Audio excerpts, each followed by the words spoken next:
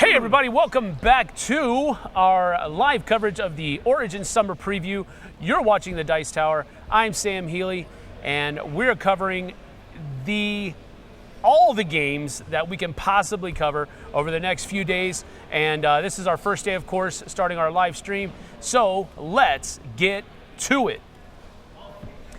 And so here I am with Ted Alspach from Bézier Games, and he's going to show us some goodies that are coming out from his company. So take it away, Ted. So we got two brand new things that we have here at Origins. Okay. First we want to talk about brand new, first time you can ever get it is here at Origins. We actually flew in a bunch of copies just for people at Origins. That's cool. It's WereWords. Okay. And WereWords, it's a hidden identity word game where you've got one player who has a secret word. They've a secret word that's going to basically save the village.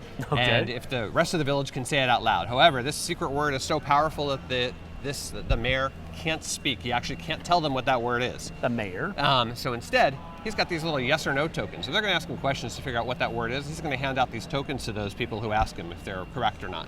Yeah. Eventually, hopefully, they'll figure out the word, and he's going to end up giving them this correct token and hit a thing on the app here, and yay, the village is saved. However, there are werewolves in the village. Okay. And those werewolves are doing a couple things. First of all, they're trying to prevent people from getting the word right. So they're taking people off track. They're asking irrelevant questions. They're using up these tokens because one of the game ending conditions is if all these tokens are gone, before we find out the answer, we fail. And so they're trying to figure out whatever they can do to stop that from happening. Fortunately, we have a seer on our team that knows the word. Now you'd think, well, why doesn't she just say what the word is and we're all done and makes the game really easy and everybody wins and we all go home and it's a wonderful co-op happiness game. Unfortunately, if we do get the word right, those werewolves have a chance to take our victory away by killing off our seer if they know who that seer is. Okay. So the seer's got to help us out. She's going to be a little subtle about it. Right. While the werewolves are trying to stop us. However, if they do stop us, then that sucks, but we still have a chance to win if the village can figure out who at least one of those werewolves are. So the werewolves can't be too overt about going after and saying ridiculous things, because if we know who they are, we still win, even though we didn't get the word right. Okay. This is all managed by this very, very cool app. I'm just going to run through this really fast. It goes super, super That's fast, cool. and it's a lot of fun. Go for it. Here we go. I'm just going to set this up. It's going to be a little hard to hear, but the mayor basically wakes up, and he's going to say which role he is, because the mayor can be any of these roles. He can be on the village team. He can actually be a werewolf, preventing us from trying to get the word right. But Okay. let's say he's a villager this time, and he wants us to. All right. At this point, then, he gets to choose from a variety of different words. So words are going to come up randomly. He can pick which one he thinks is going to be easiest. So maybe he thinks it's going to be easier for the group to figure out Hillary Clinton instead of QVC. All right. So he taps that. It's verified for him, so he knows. Okay. Meanwhile, of course, everyone else's eyes are closed. So they're not seeing anything here. He closes his eyes. Then next is the seer. So she wakes up. She's going to, again, see this word by herself. Now she's going to be thinking, how am I going to get people to this? Great. Guide them subtly so the werewolves don't know it's me. Right. Without wasting time or extra questions. And then finally, the werewolves are going to do the same thing. Okay. If they have more than one werewolf, they see each other so they can work together in concert and kind of feed off of each other in some ways. But again, they have to be careful. They're not too obvious. After that, a very short little nighttime thing here. People have 4 minutes to basically figure this out. So at this point, everyone's asking the mayor questions. The mayor's handing out these tokens. Like, yes, that's right. No, it's not. We've got some maybe tokens where either you really can't answer yes or no to that, or he just doesn't know the answer. Right. He's like, oh, I don't know, maybe, I don't know what that is. Eventually, hopefully we're going to get that correct token to someone. And let's say you guessed Hillary Clinton. I'm like, that is it. I'm going to tap this correct thing there. And now, at this point, whoever the werewolves are, they're going to turn their cards up.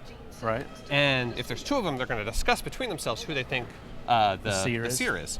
And then, by the time is up, they're going to go ahead and pick a seer. And if there's two werewolves, they each get to pick a different person. So it's even better if there's multiple werewolves. Okay. If they find out who the seer is, then of course they win. We lose, even though we got the word right. Right. If not, we win. We got away with it, basically. Okay. Got the secret word, knocked the werewolves from the village, and the village is saved. If the opposite happens, if we don't figure out the word, either run out of tokens, there's a button for that, or if we run out of time, then instead of anyone revealing their cards, everyone is then looking for a werewolf. Well, all we have to do is find one of them, and then we all point, and whoever has the most fingers point then turns the card over. It's a werewolf. We still win. Otherwise, we lose. Cool. That's it. All There's right. some extra roles, Beholder and a Minion, that also help out and do some other things. You can play up to 10 players. There are a whole bunch of difficulty levels here in the app. So typically I start out with easy. You saw those words are pretty easy. Right. We've got medium, hard, and of course ridiculous. Ridiculous words you are have words ludicrous that some on people, there as well. It is close to ludicrous. Some of the words people are like, is that even a word? I don't know. The nice thing about this app that's really cool, the harder you get in difficulty, the mayor has more and more choices. Okay. So even with ridiculous, he's going to get 5 different choices to choose from. Oh, wow. So he'll hopefully find something that maybe they can get to that at least especially with that group of people. Yes, that exactly. he knows. Okay. Whether it's he's playing with kids, for instance, or Right. if you shouldn't play ridiculous with kids, but whether you're playing with kids or people have a certain mindset. It's amazing how much teenagers don't know. I have two teenagers. Exactly. Yeah. Yeah, and playing with them, realizing they are never going to get a reference from like a 70s TV show because they weren't alive. They don't Exactly. care. And they think Unless you're an idiot it's that because you're 70s show, which even that maybe. Yeah, because that was 90s. So, right. Yeah. Exactly. Yeah. So you have all those different difficulty levels. In addition to that, you can actually set up custom words. So we have one here that we've supplied for movies. Okay. That's 4 different difficulty levels of movies that have everything to do with movies. Movie titles, actors, props, things about movie theaters, anything related to that is in there. And you can create your own lists. Is that's downloaded with the app? You can or get is this. that something that you just personally set up on this one? Well, I personally set it up on here, but here's how you do it.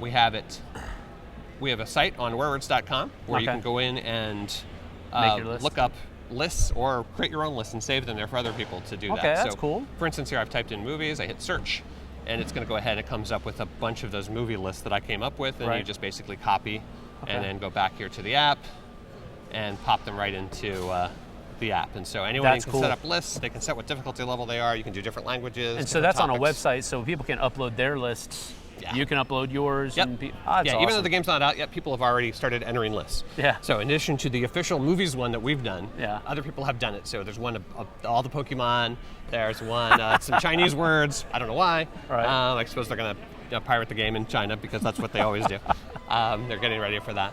But so a lot of flexibility here in the app and exactly customizing it the way All right, it cool. to work. Of course, it works on iOS and Android, phones, tablets, all that stuff. Very good. All right, so you have some copies here at Origins. What about after that? After that, it will start going on sale. I believe it's July 8th. It'll start being available in stores. Okay, very good. So that's Where Words. You have something else you want to show us, do. though? Let's pull that over here. There you go. Oops.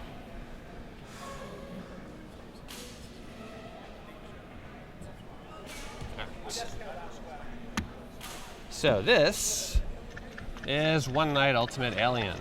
That's actually something we talked about last year. We did a Kickstarter for it last year, but it's actually released at the show, and it'll actually be in stores this week too. Okay. One Night Ultimate Alien, of course, is a sequel to One Night Ultimate Werewolf, Daybreak, and One Night Ultimate Vampire. Okay. And what it is the idea that, hey, your village has been peaceful for a little bit. You got rid of those werewolves and those vampires, but unfortunately aliens have landed. And they've brought with them some technology, which is really annoying. Just continuing the story. Yes. Okay.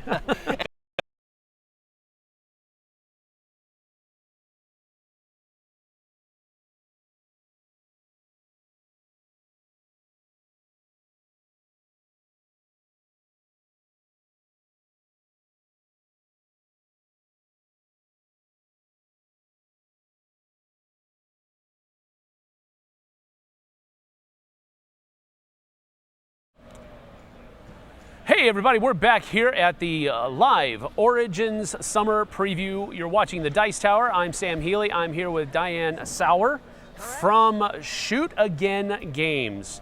And she's going to be showing us the Pinball Showdown. So, welcome, first of all. Yep. Thank you, and show us what you got here. Okay, this is Pinball Showdown.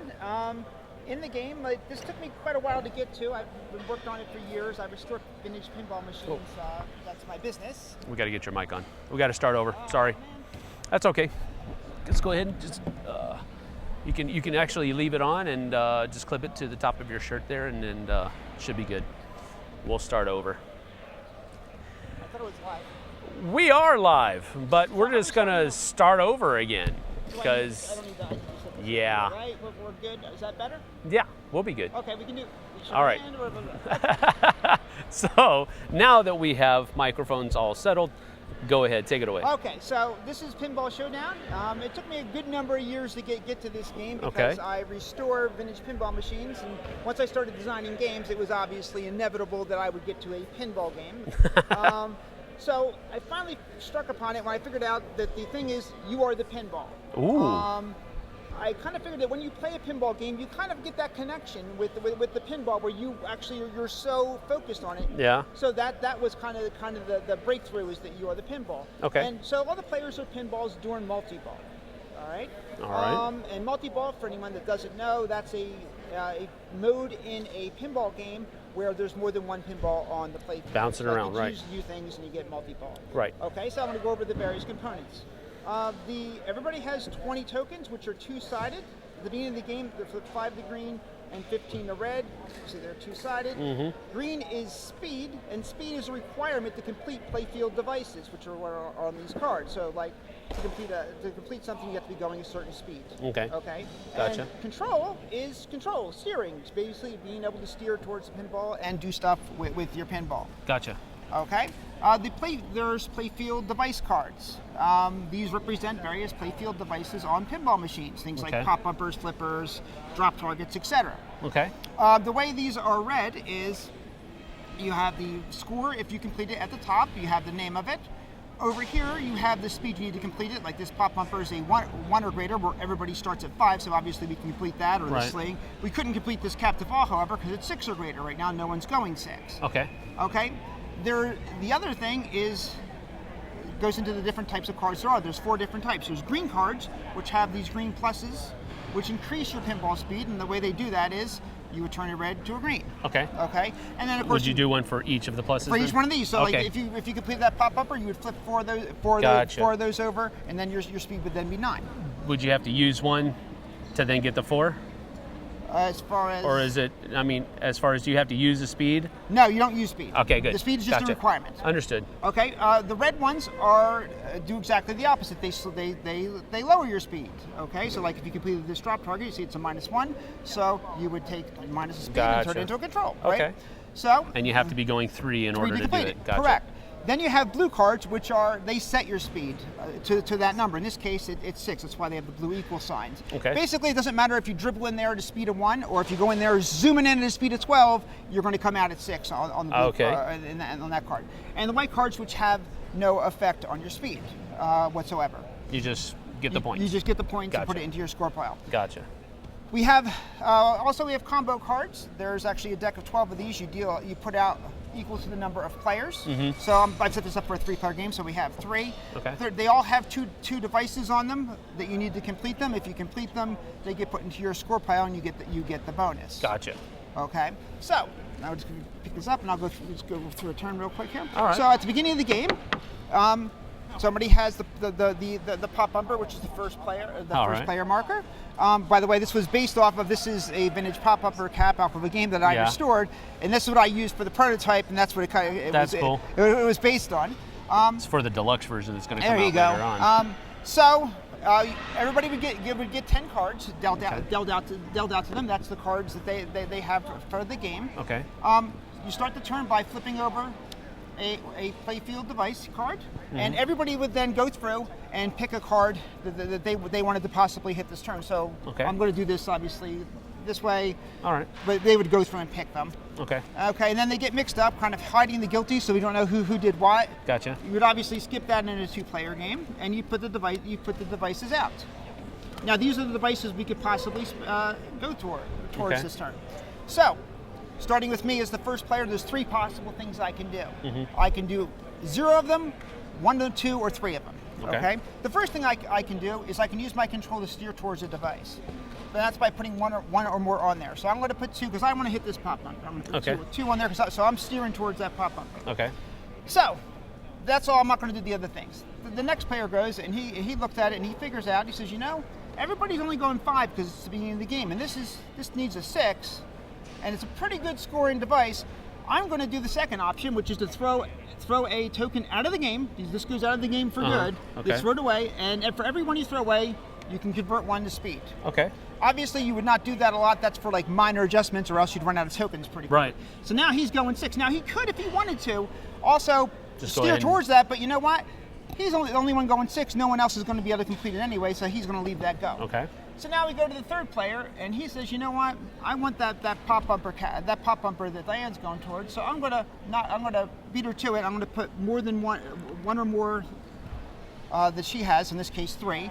There, and that's when 2 pinballs collide. Boom! They hit. I get knocked off. I get knocked out of the way just at the last second. Gotcha. And since that happens, some momentum transfers to me, and I have a choice. When I get these tokens back, I can put them to speed. I can put them to control, leave them on control, or I can mix it. Whatever I want. I'm going to pick to go to speed. Okay. So now that's the end of the round. It's only once a round. So the way this goes is the first players, the players that actually hit something, get them. Again, these go out of the game. So you're spending these. You have to be careful with those. You have to be careful with those. But then this person would get the pop bumper, and they would increase their speed by 4. Okay. Now, since no one else hit anything, you're going to basically hit something in turn order. So now this is where we find out that the guy that increased his speed made. Actually, I put that the wrong one, didn't I? Yeah. Oops. Okay, we'll do that. Okay. Okay. The guy that increased his speed made a wrong choice. Okay. Because now I'm going. You have the ability. Yeah, I have the ability. Yeah. So you know what? He should have spent the tokens to go there. Right. I'm gonna take it. I'm gonna complete that. I'm gonna -4 speed. Okay. Put that in my score pile. Okay. And then the last guy is going to get whatever he picks something. That's Gotcha. it. This goes into the discard pile, and that's the third possible thing you can do. You can't do it on the first turn. You can spend 2 tokens, throwing them out of the game to buy a device out of the discard pile. Okay. It goes into your hand. You cannot you can't play it. You basically use it as playing it on a future turn, just like normal Okay. play. Okay. So then the pop bumper cap would pass. One would get flipped off. Everybody, I'm going to kind of accelerate through this. Gotcha. Everybody would pick one out of their hand. Right. They'd all go out there. Okay, and then we repeat that process. Same thing again. Okay, and let's just do this. Okay, and say that I end up with this flipper. Okay. So I have a captive ball and a flipper. That matches one of the combos. So you get a bonus of 3,000. So I would take this bonus of 3,000. It goes into my score pile. I get it. Okay. That does one other thing. Wizard mode. That wizard mode then turns on, and what that means is the next turn, when you score. This is why everybody has a 2 times marker. Gotcha. If you score something that turn, say I scored this short ramp on the next turn, it would go in its 2 times score pile, and something worth 500 would be worth 1,000. Right. This would go. Wizard mode stays on if one of 2 conditions are met. Either another combo is completed. Or somebody's going to speed 12 or greater. Basically, they're banging around enough to keep the thing going. If not, wizard mode goes off, and it will turn on again next time somebody completes a combo, and the same thing goes. Okay. This goes until either somebody drains, and draining is getting your speed to 0. Okay. On turns 1 through 5, auto save is on. That's in a pinball. Like if you play a pinball machine, if you lose the ball real quick, it gives it back to you. Yeah. Same thing. You'd come back with a speed of 5. After turn 5, turn 6 and forward, the game would end. Okay. Or you get to the end of 10 turns, and you total up the scores of your 1-time score pile, your 2-time score pile, and you get 100 points for each tokens left, and the pinball with the most points wins. All right. That sounds pretty fast paced. Actually, how long does a game like this take usually? Usually 30 minutes or 30 minutes. It could take. I mean, the first game might be obviously a little bit longer. Yeah. But once you know it, it should be doable in a half hour. About half an hour. All right, and that's full complement. How many players is it? It goes 2 to 4 players. 2 to 4. Okay, so a 4-player game would be half an hour. 2-player game would be less than that. Depending on the players, yes. Yeah. Okay, gotcha. All right, well, that is Pinball Showdown from Shoot Again Games. You said that this is here at the show? It is releasing at the show on Thursday. In fact, we're giving out some vintage arcade tokens and a turn tracker bonus. The arcade tokens are out of machines that I restored over the years. I kept them. It's like I finally found a good idea what to do with them, so you get some vintage token with it too. That's cool. All right. Well, thank you so much, Thank you, Diane, for joining us. And we're going to shoot on over to Q&A here in just a few moments. So go on and ask Diane some questions. We'll see you on the next one. All right.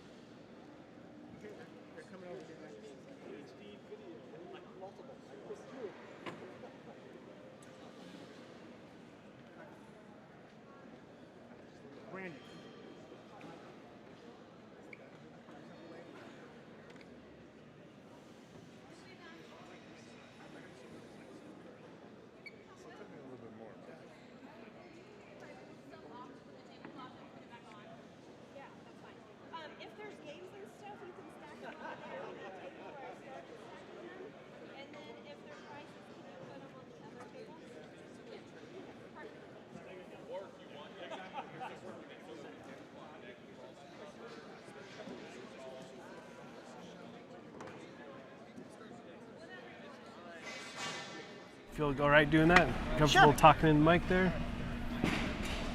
All right. On? All right. So we have just a couple questions for you. Sure. The main one being, is there a tilt card? There is not a tilt card. Remember, you are the pinballs, you're not the player. Okay.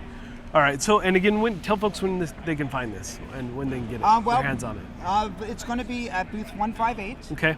Starting on Thursday when the convention officially opens. Beyond that, it's available at our website at shootagaingames.com. Okay. And it should be in some various retailers. Right. Is there going to be different themes to potentially different pinball versions? Oh, you mean as far as well, since it doesn't really reflect a single game. Okay. In fact, one thing I didn't mention is that the photography from the game is from games I've restored. I actually took these pictures of the games I restored, and this the one that's on the cover. It's a game I restored like the beginning of last year. It's actually it's in Texas now. I told the guy, hey, your game's safe. Here's some pictures of your games. So yeah. That's great. So, are you going to have like additional versions? Oh, additional versions. Yeah. Sorry. I lost track for a second there. That's all right. I went down a road. We're going to do probably expansions for it. That's an idea. People have asked, like, should we, and then that might get into like maybe licensing a particular game. That is something that is possible. We can do down the road. I have right now a couple of ideas for expansions. Oh, great. So, great. Well, we appreciate you stopping by. Well, thank you so much. Yeah, this is good. And I hope it goes well for you. So. Well, me too. Yeah.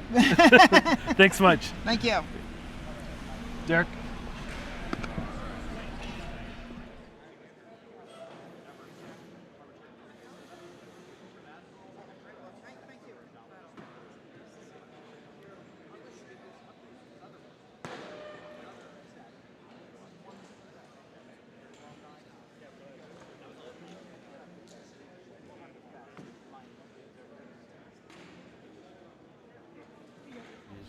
Over here. I see. Are we going? Apparently he wasn't listening. All right. Well, they're going to edit it. Or no, it's live, isn't it? Yeah, it is live. But that's okay. That's perfect. Okay. I'm going to have. All right. You ready? I'm not trying to rush. I'm just asking. You ready? No, but let's do it anyhow. All right. All right. You are what's your name of your game company? Purple Potato Games. Purple Potato Games. All right. I'm not going to forget that. Purple Potato Games, Burst My Bubble. Okay. Yep. Dan Crutchfield. Yes. All right. We are good. All right, hey everybody, welcome back to our live coverage of the Origin Summer Preview. You're watching the Dice Tower. I'm Sam Healy. This is Dan Crutchfield from Purple Potato Games, and he's here to show us Burst My Bubble. Neat little card game, so take it away, Dan. Okay. So Burst My Bubble was created by myself and Ryan Smith, and we also we hired an artist, Mike Bukowski. He's a regular here at Origins and the creator of Yet. So anybody that's been to Origins probably has met Mike at some time. Okay. And he actually did the artwork that's displayed on what we call a hero bubble. And so in our game, the hero bubble is one of the most important cards, and he's kind of like, Superman. There's only one of them. Okay. And so if you are playing Burst My Bubble and you have a hero bubble in your hand, you want to know what they do. Okay. It's a unique gift that they have that they can do that really changes the game. All right. And depending on how many players are in the game, it plays 3 to 6, determines how many heroes are in the game. Okay. So there is some replay value if you can get more players in the game to experience other heroes in the deck. And I'll show you a few heroes here in a second. Sounds good. So anyhow, in Burst My Bubble, it's a multi-phase game. Okay. So the first phase of the game is just what we call bubble up phase. All right. And so I'm going to do a quick setup. And I'm not going to bother with shuffling just for what we're doing. That's fine. Okay. So you can see there's 2 discard piles. And there's 144 cards in a deck. Okay. And so if you're if it's your turn and we're in the first phase of the game, it's called bubble up phase, and you just simply draw 2 cards. Okay. And these cards become part of your hand. And I'm actually playing these cards as a player's hand. Okay. And how I'm going to describe how the game works. All right. And so, you know, you would simply go around the table and each player would draw 2 cards in their turn. Also on their turn, they have the option to play an action card. I'm going to switch this one out. Okay. An action card is green, and when you play it, you discard it to the soap sponge. Okay. And you follow the instructions on the card. In this case, it's the all-seeing bubble, which allows me to draw 3 cards. And then from these 3, I can pick one, and then I discard the other 2. Okay. And so I'm going to pick an unstable bubble. In the world of bubbles, bubbles pop, right? They do. So when you get an unstable bubble, it pops, and you'll collect sets as you play the game. Okay. So as bubbles pop, they come down, and these would be sets here. 10, 20, 30, and a special set of what's called a buster card, which I'll explain here in a minute. Okay. Sets are collected by number only. So there are some cards that are orange, and they're called pop cards, and you see they're both 10. They would go in the same set. Okay. But the only cards that are added to your set instantly are unstable bubbles, because they just pop. Yeah. And it means they're used and they come down. All Okay. the other cards that get added to the set have to be used in the game. Okay. And so they typically get used in phase 2 of the game. All right. So after a player draws 2 cards, they played an action card, then they would say either pass or burst. Okay. If they say pass, it simply goes to the next player. They draw 2 cards, and then they decide if they want to play an action card or not. Action cards in this game is a strategic choice. Okay. So you want to think about whether you want to play one or not. All right. Okay. And it goes around the table, every player drawing 2 cards, playing an action card, saying pass, until a player says burst. Okay. When a player says burst, they become the bubble player. And you can see in the hand I designed here, there's a lot of bubbles. And there's a bubble icon that shows you that these are all bubble cards. Okay. This one has a pop icon on it as well. You'll see this pop card that I discarded. Yeah. I don't know if the camera can see that. Yeah, I can. But when you have a pop icon, that tells you it pops bubbles. Okay. So his superpower allows him to pop bubbles is Gotcha. basically what that's telling you. Okay. So anyhow, if you say burst, you become the bubble player. It's a different experience in our game. Like, it creates an emotion because I liken this move. When you say burst, I liken it to Texas Hold'em. Okay. And you're getting close to the money, and the only move you have left is to shove all in. Okay. So burst is the equivalent of all in. Yes, it's Okay. the equivalent of all in, because what's going to happen next is your hand is going to come down, and every card that you have that's a bubble is going to be available for other players to pop it. Okay. So you're giving players the ability to complete sets, because as they pop your bubbles, the bubbles on your bubble stream, is what we call it, are going to be added to their sets as points. And anyone that's not left is added to yours? No. Well, Okay. see, yes, but not only that. Gotcha. In addition to that, you're playing as the bubble player for the points in the soap sponge. Oh. You'll see the soap sponge is worth 100 points. As game continues, these cards just, let me bring some more cards over here. Okay. They just kind of pile up in there. Mm-hmm. And they get a lot of points. It gets Right. fat. It gets fat. Yeah. And so if you survive as the bubble player, you get the points here, everything in your hand that's not a bubble that you still have in your hand Uh-huh. is points towards your score. Okay. The other players are trying to pop your bubbles. If they can't pop them all, then any points in their hand are negative. Oh. And any points they have down in their sets are positive. Okay. But these would be incomplete sets at that point. Gotcha. But just as a note, a complete set is 4 cards. Okay. So a complete set of 10s is 100 points, and a complete set of 20s is 200 points. Okay. I would put some sets out, some developing sets out here. All right. So you can kind of see over time how cards would be added here. Right. And when you get 4 of this, it's 100, 4 of this, 200, 4 of this, 300. Okay. 4 busters, 100. Okay. But busters pop bubbles. Okay, now I'm going to show you how to pop bubbles now. Well, first let's set up a bubble stream. I'm going to move these just for the camera, okay? Okay. So if you have a card that has indented corners, Yeah. that lets you know you can modify other cards in the deck. Okay. And indented corners always means it goes on your bubble stream. Okay? Yeah. So we call it nesting. And this would be what a bubble stream would look like. Okay. The power, this is a defense card. Red cards are defense cards. This allows me an extra draw as the bubble player. And if it improves my bubble stream, it can come down. In this case, it doesn't. It's unstable, so it just pop and be added to sets. Okay. But if it improves my bubble stream, I can actually put it down and make it Gotcha. make it bigger, make it larger. Okay.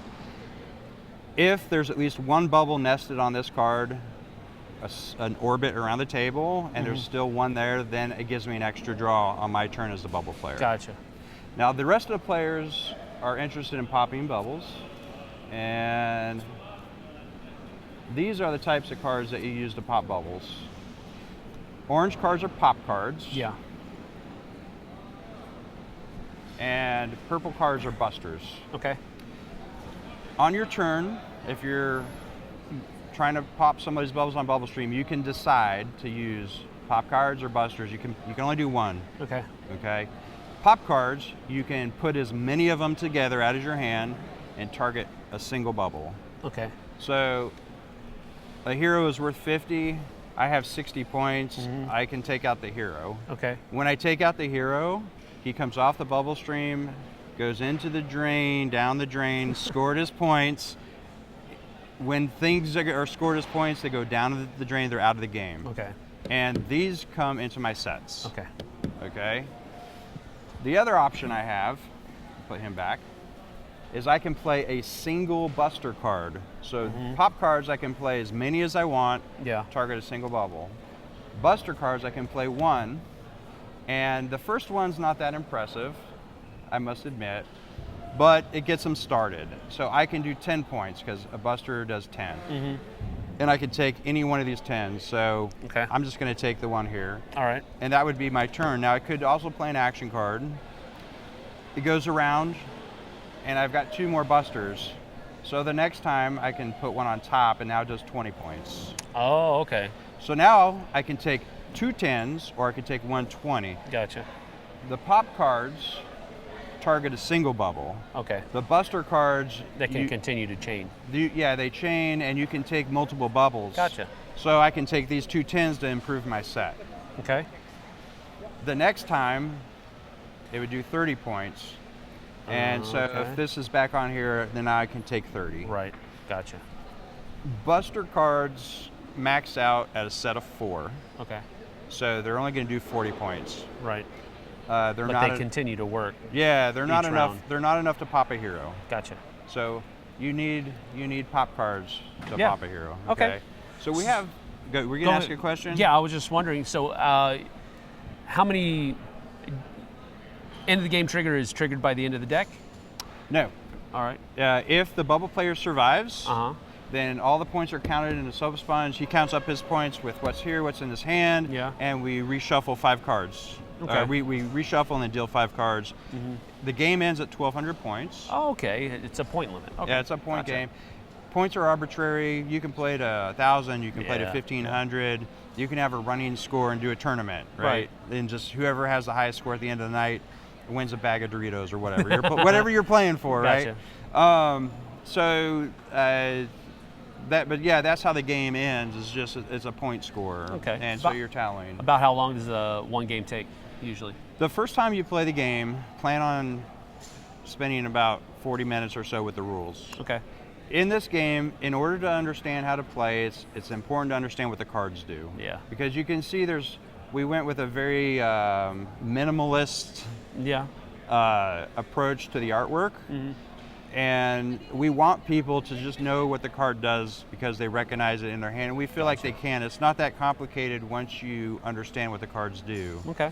There's 27 different card types in the game. Cool. Okay, so one card type, in fact, I'd like to show you, and I'm going to display some of the other heroes.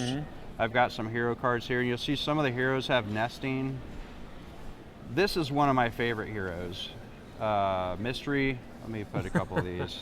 Mystery bubble. Yeah, so I'm just going to show a couple of features in the game that I really like from the designer's perspective. Okay. Now, if I am the bubble player and I have mystery bubble, then I can cloak 2 bubbles. Okay. So you don't know what's under there. Yeah. So now you could waste an attack attacking it, Yeah. not have enough power. Gotcha. Yeah, so you can say, okay, I'm going to do 20 on this bubble, and nope, that's not enough. Right. Okay. Gotcha. Because there's a 30 under there. Right. It's possible to have a hero cloaked under there as well. So you could do a 30. Oh, that's not a 30. You could do a 30, and it still wouldn't be enough. Right. Now at least the players know that there's a hero underneath. Gotcha. Okay. Now, on later turns, you can't play a buster and a thing, but if you already have busters played out, can you play a pop and can it chain off of those, or do these only work together? Yeah, they don't work together. They never work together. They never Gotcha. work together. Yeah, you have to decide this one or this one. Okay. And one thing I'm going to show you just one other thing here with the game, as far as the game goes. The foam card, that is one of the cards that we put in the deck that allows players to kind of determine whether the deck is more bubbly or more ammunition. Gotcha. Okay? Because the foam card duplicates any common card in the deck. Okay.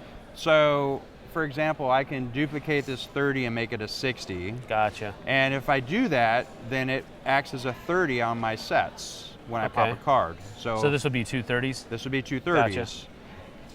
Okay, cool. For simplicity on counting points when it's over, unless it's in a complete set, it counts as 10 points. Every card in the deck is 10 points unless it has a higher number on it. Okay.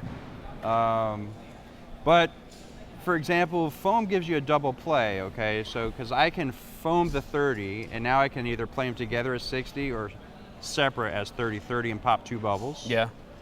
Or if I say I'm going to foam a buster and say this is my busters that I have here, and I say I'm going to foam it, it gives me 30 and then another hit at 40. In one round. In one round. In so one it gives me an extra play. Gotcha.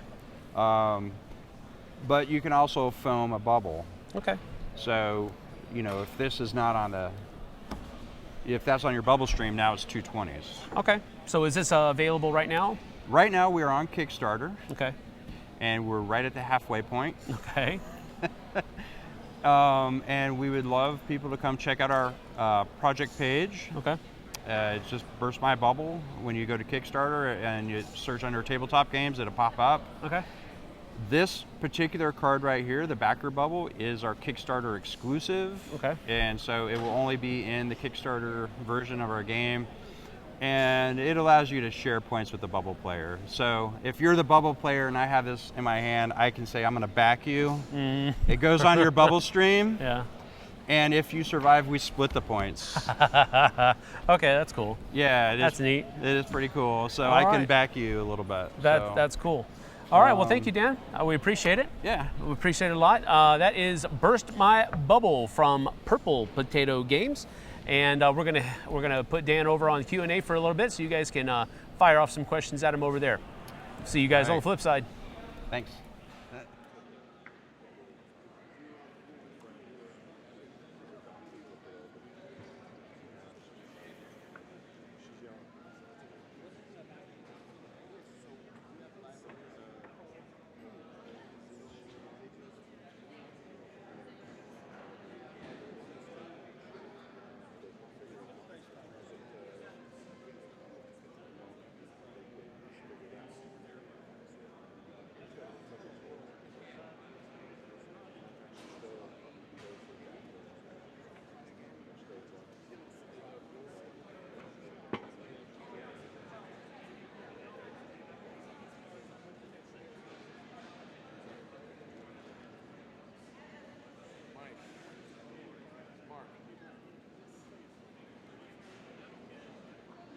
Take a drink of water before we do Q&A? I've only got a couple questions for you, so it won't take very long.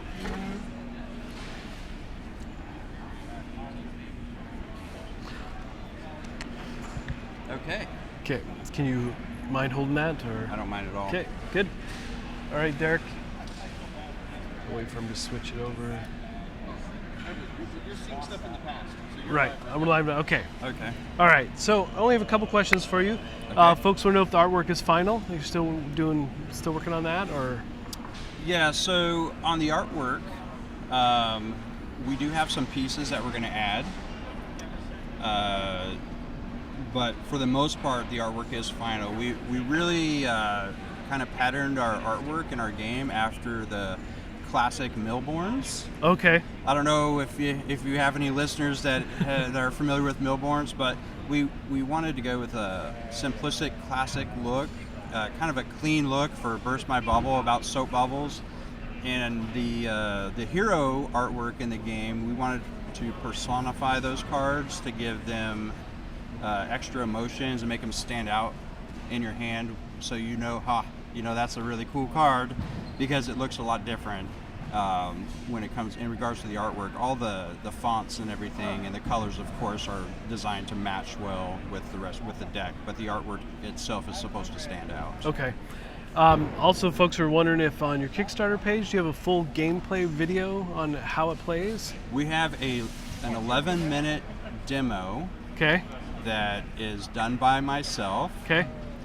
And it's not perfect, but it gives you an idea on how to play the game. And we do plan on putting more videos up when we have time, which will be in July. It's not going to be during our Kickstarter, but we have some other videos that we do plan on putting up later as well.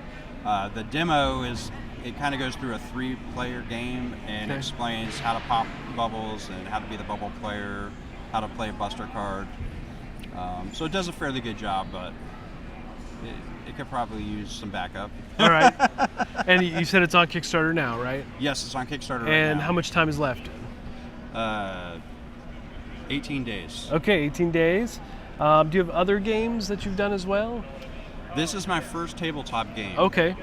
I have done some educational games in the past, but tabletop is my passion, and we have a lot to come, is my hope. So we have a lot of plans. We'll see. First, we need a successful game now, and then from one successful game, we can have others.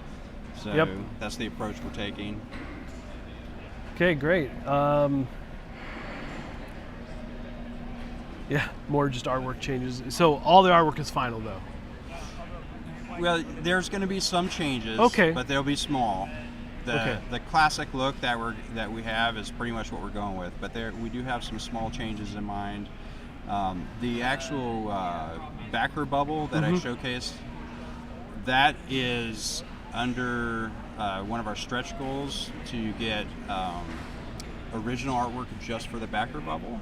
Right now, we're using the helium bubble artwork, slightly altered for the backer bubble, which it looks really good.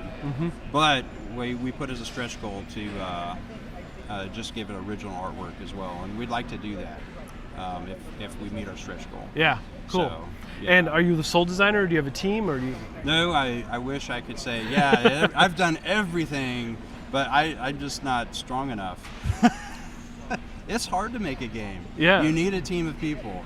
And so Ryan Smith, he's my business partner, and he's responsible for the layout design and some of the simple artwork. And I'm mostly game mechanics. I mean, I am not an artist. I have trouble drawing stick figures. Okay. So that's just not my calling. Mike, I don't know if you guys heard Mike Bukowski. He's a regular here at Origins. He is the creator of Yets, and he'll have a booth here this year as well. And he did the artwork for us on the Heroes. Oh, great. Okay, so why bubbles? What's the inspiration behind the bubble theme? Okay, so we wanted to create a cross-generational game. Now, what that means for us is that any person in your family can play this game and love it. Grandma can play it and love it. Mom and Dad can play it and love it. And my 21-year-old, my 23-year-old can love it. My 23-year-old is a Yu-Gi-Oh player, and he really enjoys Burst My Bubble. We actually had it play tested with a lot of Magic the Gathering players. Oh, interesting. Yeah. And they actually help us create one of the cards that's in the deck. And so there is some strategic depth to the game, but it's not necessarily needed to play. But if you like strategy, you'll find out that, oh, I can beat everybody in my family because they just want to play on luck. It's a random card draw game, so there's an element of luck to random card draw. And you can play very simply. I pop your bubble, but there are some chaining effects that occur in the deck, and you have to recognize what they are. And that means you have to figure out what the cards do and play enough. You know, after you play about 3 or 4 times, you start seeing these chain effects. Like, okay, I know. You know, this makes the better play, instead of just doing something to do it, but not really understanding why. Right. So there's some depth to the game that I really like. Okay, well, we're gonna wrap this up. Tell us again where we can find it on Kickstarter. Burst My Bubble under Tabletop Games. If you just search Tabletop Games Burst My Bubble, you can also go to our Instagram, which is at purplepotatogames.com. Great. Or you can go to Facebook, which is Burst My Bubble Strategy Card Game. Sounds good. Well, thanks for stopping by. Appreciate it. You're welcome. All Thank right. you. Yep. Bye.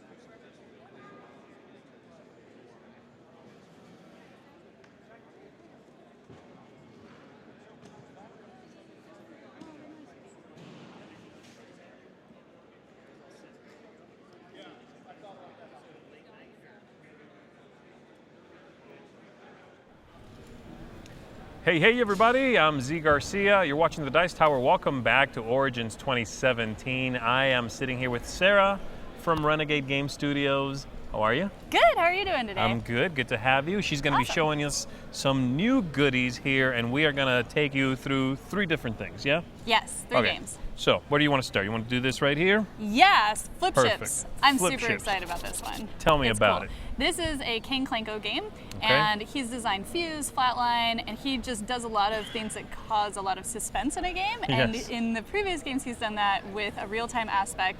In this game, he does it with dexterity, which is always fun. Cool. And the idea is that you are going to be on that side of the board, your entire team. It's cooperative. You'll be over there, and you have this huge, massive attack coming at your base, and you need to defend it. All of these ships are going to deal damage to you if they make it into your base. So what you do is on your turn, you're going to take your ship. You might have multiple ships, but you're going to take at least one.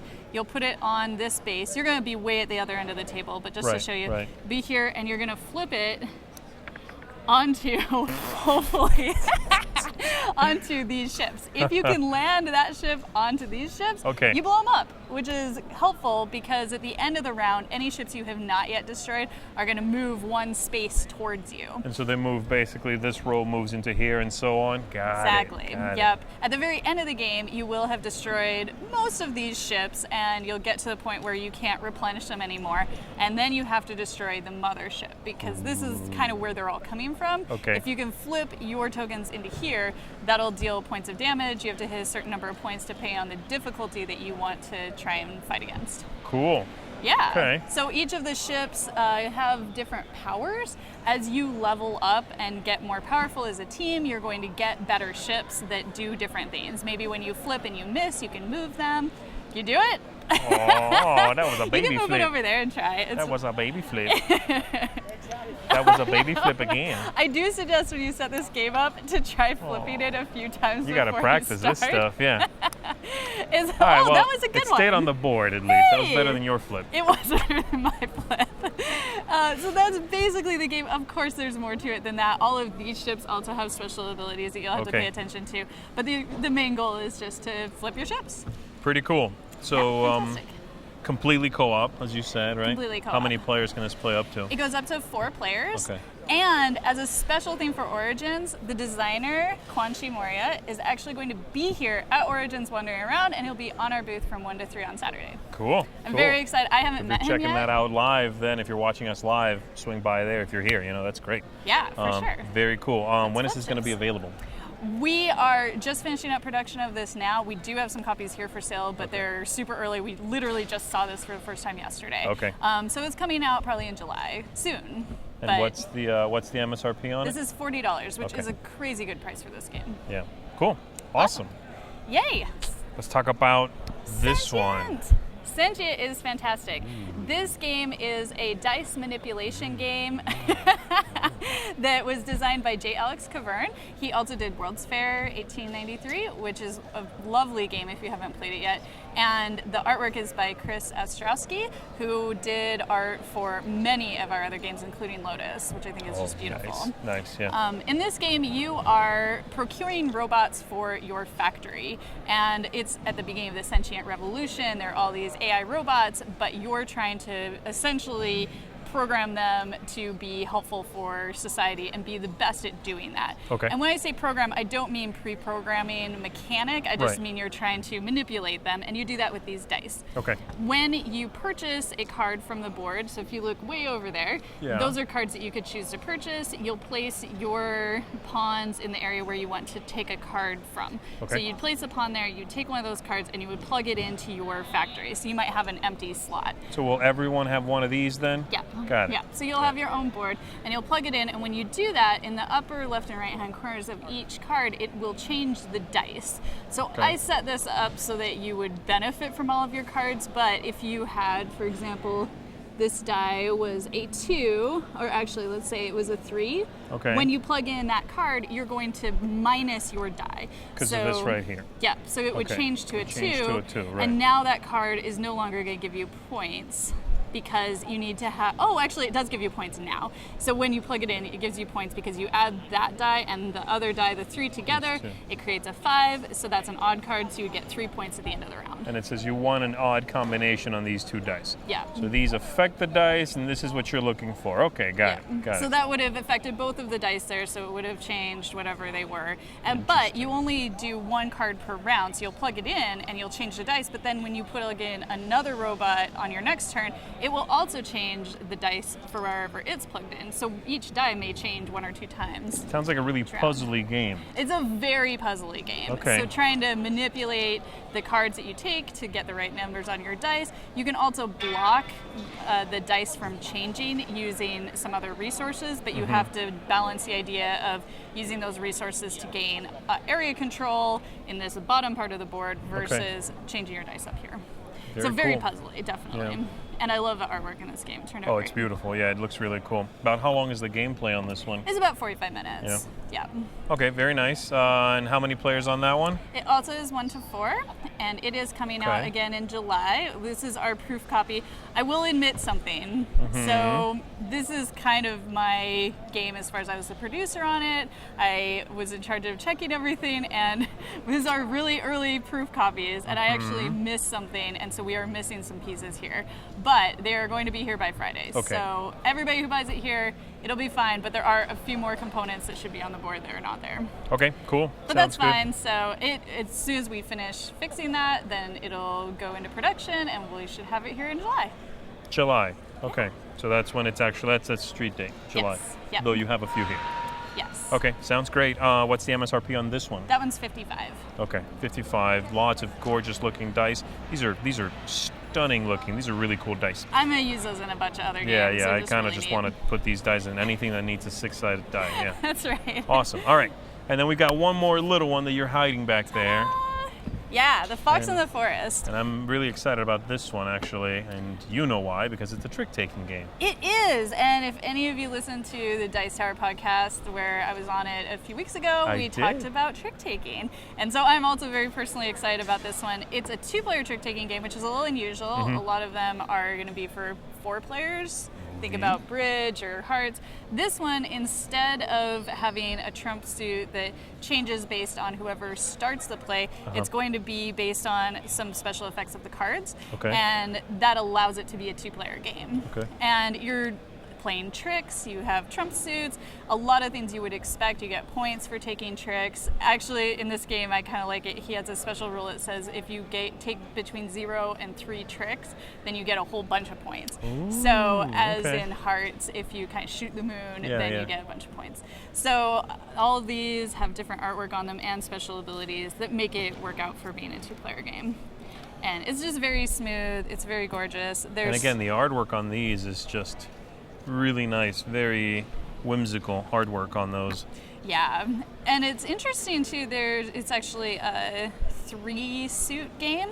So we have the moon, the keys, and the bell, as opposed to a lot of trick-taking games which are 4 suits. This one's only 3, which also works better for 2 players. But all of these cards with the different artwork are just incredibly stunning. Very nice, very nice. And this one is $15, and it is actually arriving very shortly. So we have a release date. I haven't announced, but I'll tell it here, first time ever, July 19th. Okay, cool. Coming out soon. And you have a few here? A very small amount of them here. So if you're watching this live, again, come by the Renegade booth and grab a copy. $15, The Fox in the Forest, right? Yes. Very cool in your little games line. Awesome. Good talking to you. Thanks for coming by and showing this off. Thank you so much. Good to see you. You too. All right, everybody, that's going to do it for us. Thanks for tuning in. We're going to send it over to the Q&A probably. We'll see you real soon.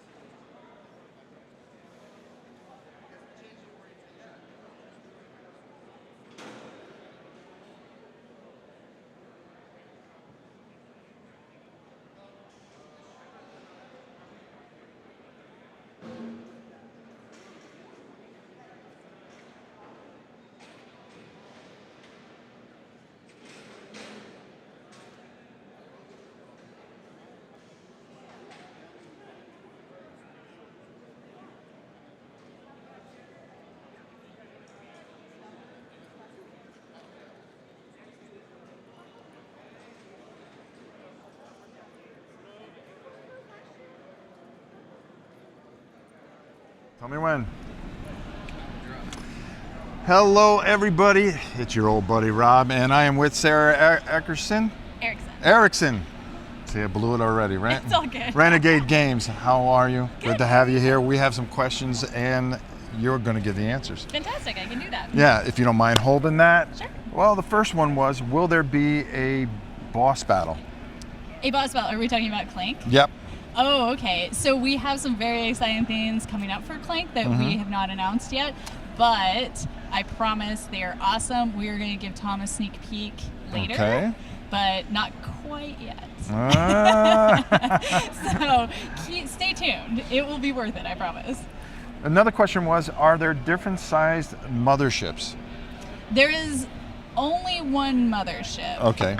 But there are extra parts for it. Oh, there's extra parts for yes. it. Yes. To give you a super honest answer, I'm not 100% sure what the extra part is, but I think it's to make it smaller. I think that was the idea. You want a smaller mothership? To make it harder. Because the bigger the size is of the opening, the easier it is to put things in there. I think that's what that extra part is. Well, there you go. Okay.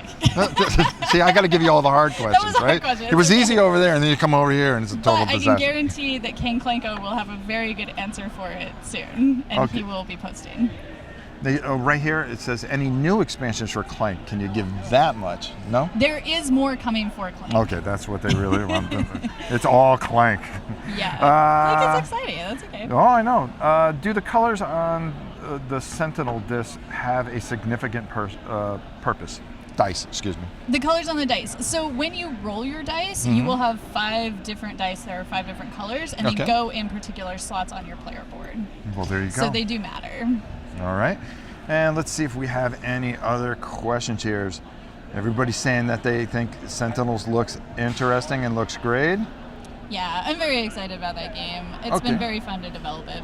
Question, when will Raiders of the North Sea and Explorers of the North Sea be available in the United States? Our goal is to hit Gen Con. I think we're getting pretty close. We have all the files into the factory, and because Graphill Games did such a good job getting it all put together, and it's been printed before, it's actually a pretty easy project to get going. So we're really excited to be part of that program and get it out to a bigger audience. Awesome. Let's see if we have anything else. Does Sentinel have simultaneous play? I would fear, nope. We'll just leave it at that. Does Sentinels have simultaneous play? So Sentient does not have simultaneous play. You take your turns one at a time. Okay, there we go. So I think that's pretty much all we got. We got all the questions in. I want to thank you so much for coming here and spending time with us. We love having you guys here. And you guys are doing such a great job and such a great company. Thanks. Everybody, hey, go out and get their stuff. Right? Thank you so much for having me. There you go. It. Thank you so much. Have fun today. Yeah, thank you.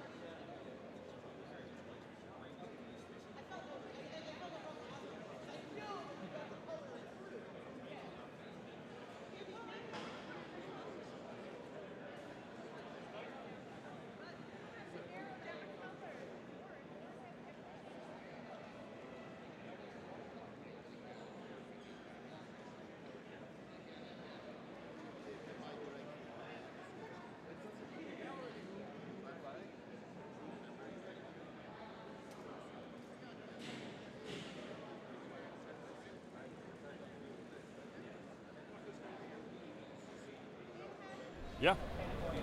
Hey everybody, welcome back to our coverage from Origins 2017. I'm Z Garcia, you're watching the Dice Tower, and I'm here with Jason from Upper Deck. How you doing, Jason? Good, what's happening?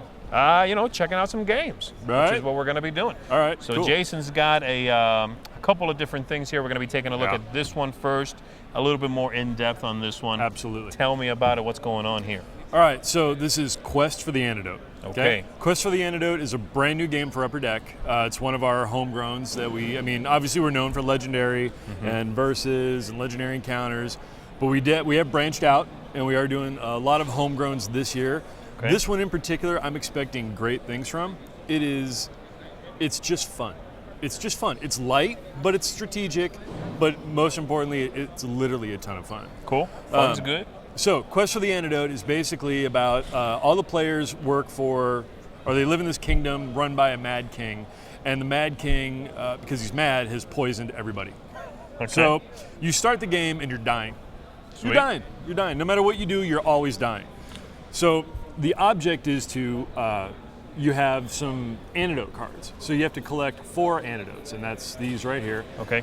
Whatever 4 you get, they're all littered around the board. So, it could be Grass of Meadow, Tooth of Beaver, right? wing of bat, whatever it is. You got to go around the board and you got to capture the antidotes and then get back to the apothecary to win. Seems simple, right? Gotcha. Well, along the way, because it's a weird kingdom and it's a crazy jungle and all this, you have monsters and you have all kinds of stuff that are trying to stop you from that. Monsters are real simple. They're scattered around the board in the monster card area. When you come up to a monster space, you roll a die. You actually reveal the monster, and if it's a level 2, you roll a d10. If it's 2 or higher, you win. You move on. Okay. Simple enough. When the monsters get a lot higher, like level 10, you got to roll a 10. So what are the odds, right? What are the odds on a d10 you're going to roll a 10? No problem. There's a 90% chance you lose. Mm-hmm. So the thing is, though, you can keep going and keep going and keep going. You can keep rolling until you beat them. Here's the catch. All these numbers on the board represent the amount of breath you have. Breath equals life. Okay. When you run out of breath, you die. Every time you move, every time you roll a die, every time you take an action, you lose a breath. You're on a clock. Gotcha. Right? Gotcha. When you get down to the little dead symbol skull thing going on, you're out. Okay? Okay. So let's just say you're playing the game and you're just lucky enough, you're rolling 10s, you're rolling 9s, whatever. You're plowing through it. Well, there's other things that will hinder your way called meddling cards. And meddling cards are just our version of, it's just take that, right? Mm-hmm. So, for example, you could get all your ingredients. Someone could play a meddling card, which you could do at any time for any reason. There's not a lot of rules here. I mean, other than like you can only move in the spaces you're in and all that kind of stuff. If you play a meddling card, now maybe you need 5 ingredients to win. Or maybe you've actually won the game by getting to the apothecary and somebody has a meddling card that says, just kidding, you have to go back out, do a couple things, and then come back in because the apothecary just wasn't home when you came by. Ooh. So it's a beating. However, it's super fun. And it's light, and you can pick it up in 2 minutes. So that's what I really like about this game the most. It's got tons of flavor. I love the art style. Yeah, it's got an old just, school look to it. It's got the old school look. It hits on a lot of cylinders. I think it's going to do well here. It's got loot. Who doesn't like loot? When you defeat certain monsters, you get drops, like, you get wings that make you move further, you move faster. If you go to these spots, like I said, you get loot, which is something extra cool, and who doesn't like loot? All right, sweet. So yeah, that's kind of Quest for the Antidote in a nutshell, but it's on sale starting at this show. Okay. $39.99. You got it right here. Okay. Yeah, we got it right here. It's at our booth, the Upper Deck booth. 2 to 6 players. All right. And again, it's a traditional board game with a lot of like cool strategic elements, and man, it's just a lot of fun. Sounds good, man. Yeah. Quest for the Antidote. Yeah, you're gonna die. You're gonna die. As soon as you play, you're gonna die. That's the tagline. You're gonna die. You're gonna die. All right, Sorry. sweet. All right. Let's take a look at something else. Let's get this old and busted thing out of the way. Out of here. All right. So next up, we have. Is that right? The Dingo Ate the Baby. The Dingo Ate the Baby. The Dingo Ate the Baby. All right. It's very cute. It's got dingoes eating babies. That's great. Right? It's very special. They're actually sprinkling salt on the baby. They're actually getting ready to eat the baby. Man. So we're going to get a lot of heat for this one. Yeah, this is going downhill fast. However, folks. it's very light. It really is not gruesome in any way, shape, or form. It's actually a Mike Elliott design game. Okay, cool. Mike Elliott is one of my favorite game designers. And this is it right here, right? This is it right here. Let's bring her out. So Mike and I synced up a few years back. There you go. And we talked about a game. He showed me a prototype. We talked about it. We felt like it would be a good fit for Upper Deck. Okay. Because it's, again, in our homegrown atmosphere, our portfolio of games, we have Bring Out Your Dead, we have, Quest for the Antidote now, we have a couple others. They're all like, they're light and easy to pick up, but if you start to play them, you see that there's like a level of strategy. Mm-hmm. So this game is very cute and it's fun to look at. However, once you start playing, you'll see that there's a layer that is really strategic. Now, the object of the game is you and the other players are trying to complete your farm. Okay. With as many animals as you can in your farm per day. And you have a number limit that you can't go over. So you see that there's numbers on the cards. Mm-hmm. The object is don't go over 20. Okay, got it. So you can do that, if you have 5, 10, 15, 20, you're kind of over. Now you can go over, then come back. Other players along the way are going to be trying to mess you over because at Upper Deck, we like that value of take that. We're all about that. In any case, it's very it's kind of like blackjack meets a fun little adventure game. Okay. It takes about 30 minutes to play, 2 to 5 players, really light, $19.99. And also available at this show for the first time. Okay, cool. So cool. it's got a very cute art style. Again, Just show some of these off here. Cool. the reason it's called The Dingo Ate the Baby is because it's also kind of a circle of life thing where a lion or elephant steps on, I'm going to mess this up, man, I know it. Lion roars at the dingo oh man, I'm going to jack I don't know this why one up. you even went there. I don't know. You messed up, man. You're in it now. I'm in it. You're gonna die. Let's just go back to that. Let's you're just go. gonna You're die. gonna die. You're poisoned at the beginning of You're the Dingo gonna Ate the die. Baby. That's what it is. All right. All right, Well, so- cool. It's the quick filler. Yeah. $20. Yeah, $20, about 20 minutes. Sounds good. Can't go wrong. All right, and then All right. you've got one more thing you're just going to mention a One little more bit, thing I right? was going to mention because you know People again, probably know what it is. I think you might know what this one is. All right, there you go. The flagship. We're not even going to crack this one open, folks. You don't need to. We're going to sell Legendary X-Men. Right, Legendary X-Men. So And this is it a standalone? nope, it's the latest expansion. Okay. All the Legendary expansions require either the regular core set or the Villains core set to play. Okay. This is the 15th expansion in the series for Legendary. There you go. Okay. That's why it's our flagship. It's crushing it. And with X-Men, we're expecting a lot of great things. Again, available at this show for the first time. It's a big box expansion. They run $39.99. It's all X-Men all the time. All right, cool. Jason, All right. good talking to you, man. Thanks, man. Thanks for passing by, showing off all Cool. these goodies. And we are going to get out of here. Thanks, everybody, for tuning in. See you real soon.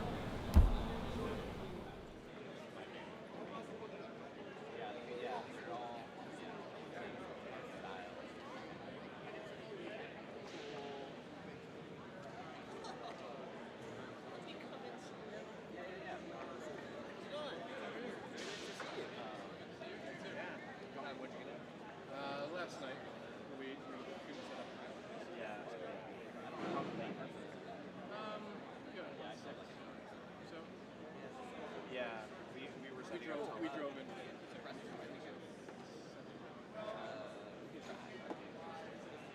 Where's your yeah, I'm just. When do you? Yeah. Okay. I'll see you around. Yeah. Have a good one. Can I talk to you about schedule? How are your schedules? So we're scheduled at 1:10. I don't think it's you guys send more stuff. We were looking at like Sherlock and Banana Man, but I think like Tom's done. Tell me when. How you doing? Rob again. Jason Brenner from Upper Deck. Take your time, brother. All right. Didn't know we were on. Got the cue. Cool. All right, we got some questions for you here. First question, when will Legendary Fantastic Four expansion be released? Wow, that was fast. Yes. Probably about 6 to 8 weeks. Okay. It's happening. It's not a rumor. It's going into print right now. Cool. Will Colossus, Nightcrawler, Angel, and the Beast be in the X-Men expansion? Nightcrawler, no. Beast, who else? Colossus? Colossus? Yeah, and Angel? Angel, I don't think is in. Banshee's in, but I don't think Angel was in Dark City. Okay. Colossus did make it. Matter of fact, let's see, 15 expansions in. We've never had a fastball special. Well, that just changed. Oh, okay. There you go. I'm pretty happy about it. It should be. When does Legendary X-Men hit retail? About 2 weeks. Okay. How about retail for Quest for the Antidote? That's a little bit different. Hopefully soon, but it is coming over the water. So Okay. soon as possible. I would say within about 3, maybe 4 weeks, depending. So hurry up and get it here, guys. Get it here. While it's here. While it's here, there's limited quantities. They wanted to know for Quest for the Antidote, is this a roll and move game? Yes, it is. It's a roll and move, and you're also dying the entire step of the way. So there's no chance. Yeah. Is that the final artwork as well? That's actual production copy. I don't know how. I'm hoping it showed off pretty well. It's a beautiful game. It's Okay. beautiful. Yeah. Will Alien Covenant be an expansion for Legendary Aliens? Possibly. Possibly? Possibly. A little bit? We are, Upper Deck is putting out a trading card set for Alien Covenant. Okay. So we do have the license.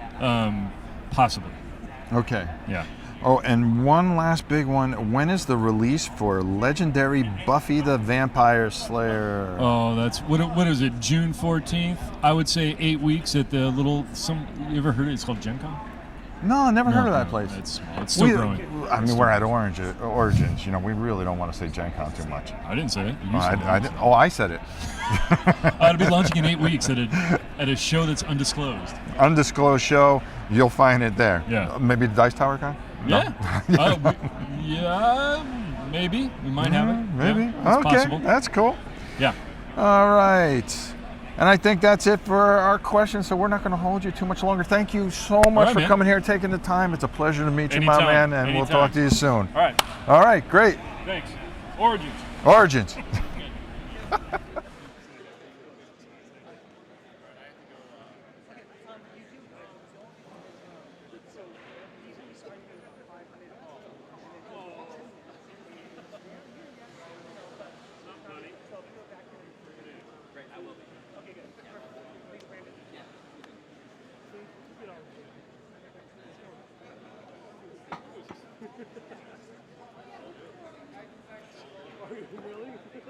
One take?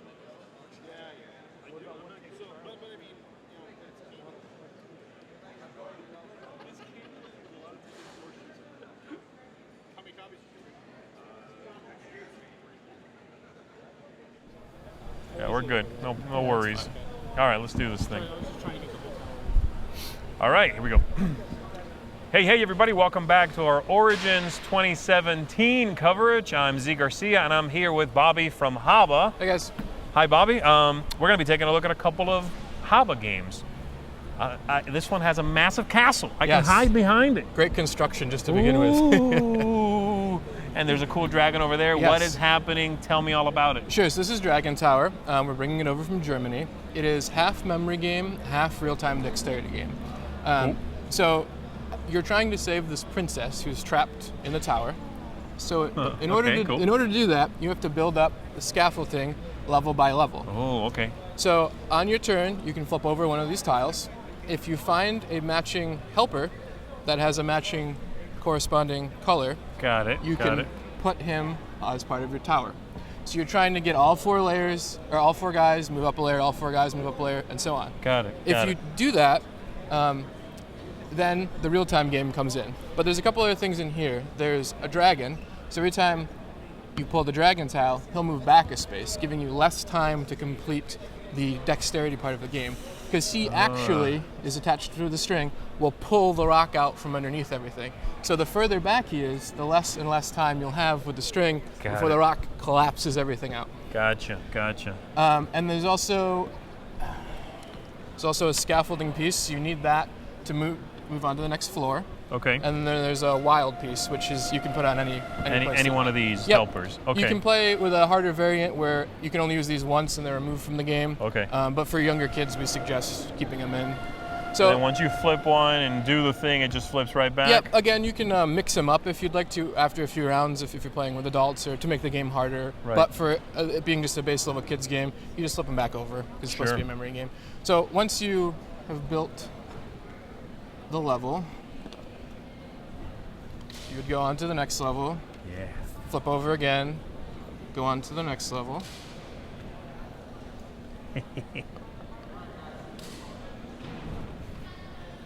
Seeing all this getting built up just makes me giddy. Look at this.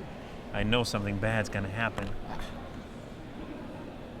And then you'd go on one more level. Oh, precarious. Oh, that one's gonna go.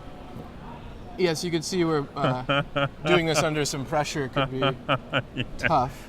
So once you have completed the whole structure, everybody then will get a colored pusher. Okay. So how you move the princess is I'll pull this out just so you can see it. Sure. You'll actually slide her around from inside her tower, around down all of the holes, and then out to her cart. So she comes out of this door Yes, here, she you does. push her around. And she has to go through every hole, come across the bridge, and then make it to her cart before he pulls out from his tower. Wow. So just to show you, we'll move him back here, and I'll turn him on. So if we're, trying to push her around, eventually, if he's as far away back as you can, you don't have that much time. Eventually, the whole structure will just come crashing down. Oh, this is tension filled. Oh. And you can see it slowly moving out. I'm sorry, we almost saved you. And then everything falls apart. So if you get her to her cart before that happens, you'll win. Got it. If not, you'll lose. And that's like just the climax of the game. Exactly. That is the very Yep. end. Okay. So you're going to do the memory building part first, then after that's done, you'll do the dexterity real-time drag and rock pulling part second. Okay. If you get her to her cart, you'll win the game. Very cool. Very cool.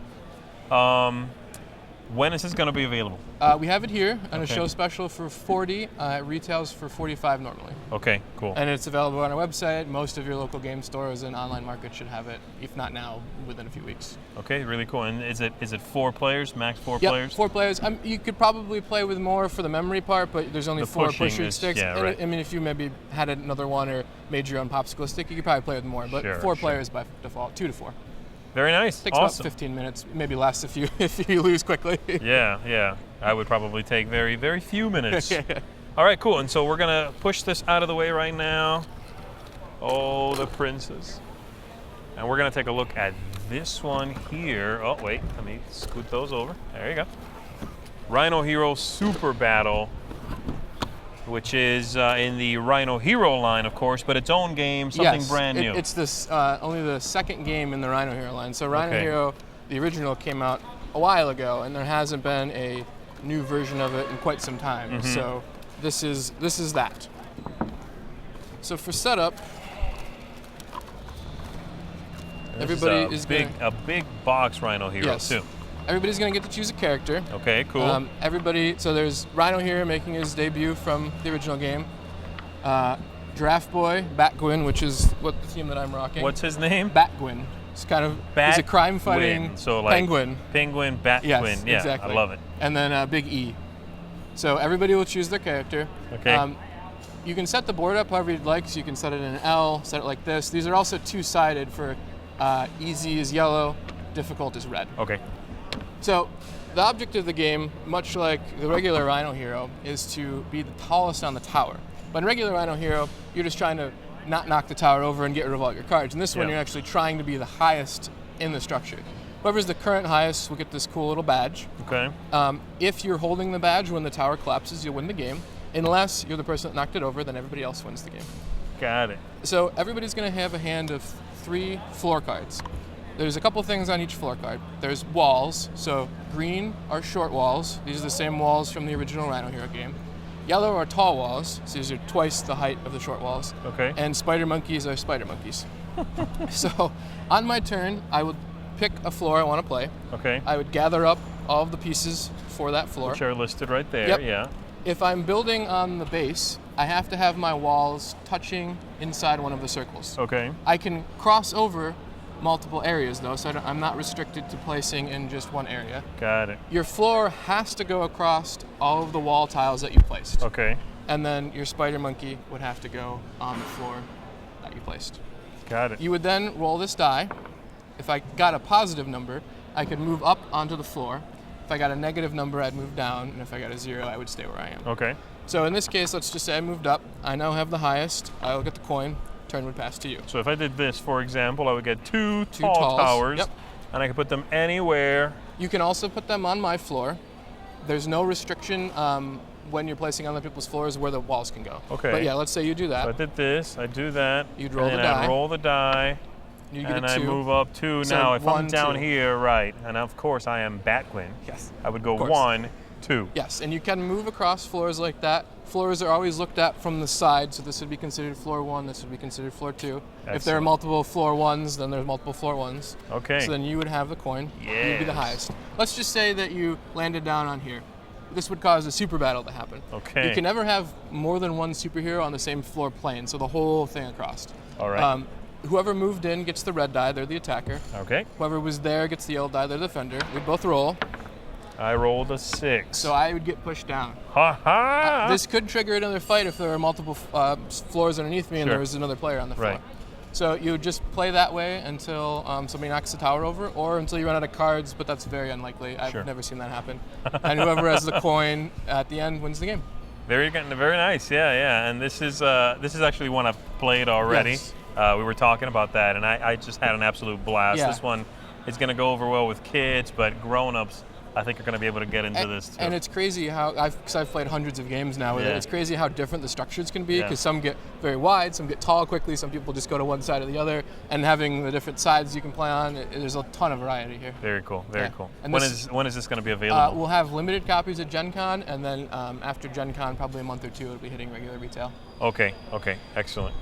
So Rhino Hero Super Battle, MSRP on that one? I believe it's 35, okay. And you can play it with your original Rhino Hero. You can just use the floor tiles and the walls from the base. You can mix them all together and play one big game. Gotcha.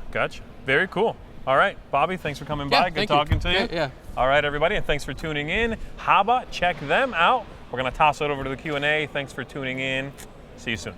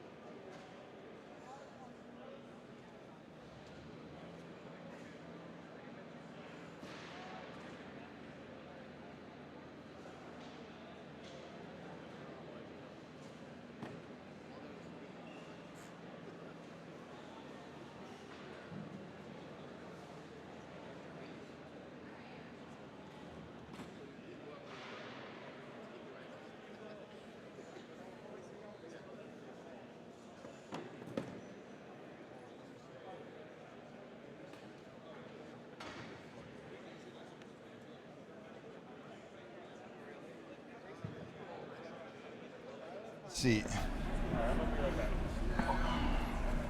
Tell me when. Okay, how you doing, everybody? Once again, it's Rob and Bobby from HABA. HABA, yep. HABA. I almost messed that up. That's fine. How do I say it? Now you're Bobby. I'm Rob. Yes. I mean, does that mean that I have to sit on that side and you have to sit on this side? Alphabetically? I mean, yeah, maybe. I don't think we would need to move. Yeah. Here, just hold it. Huh?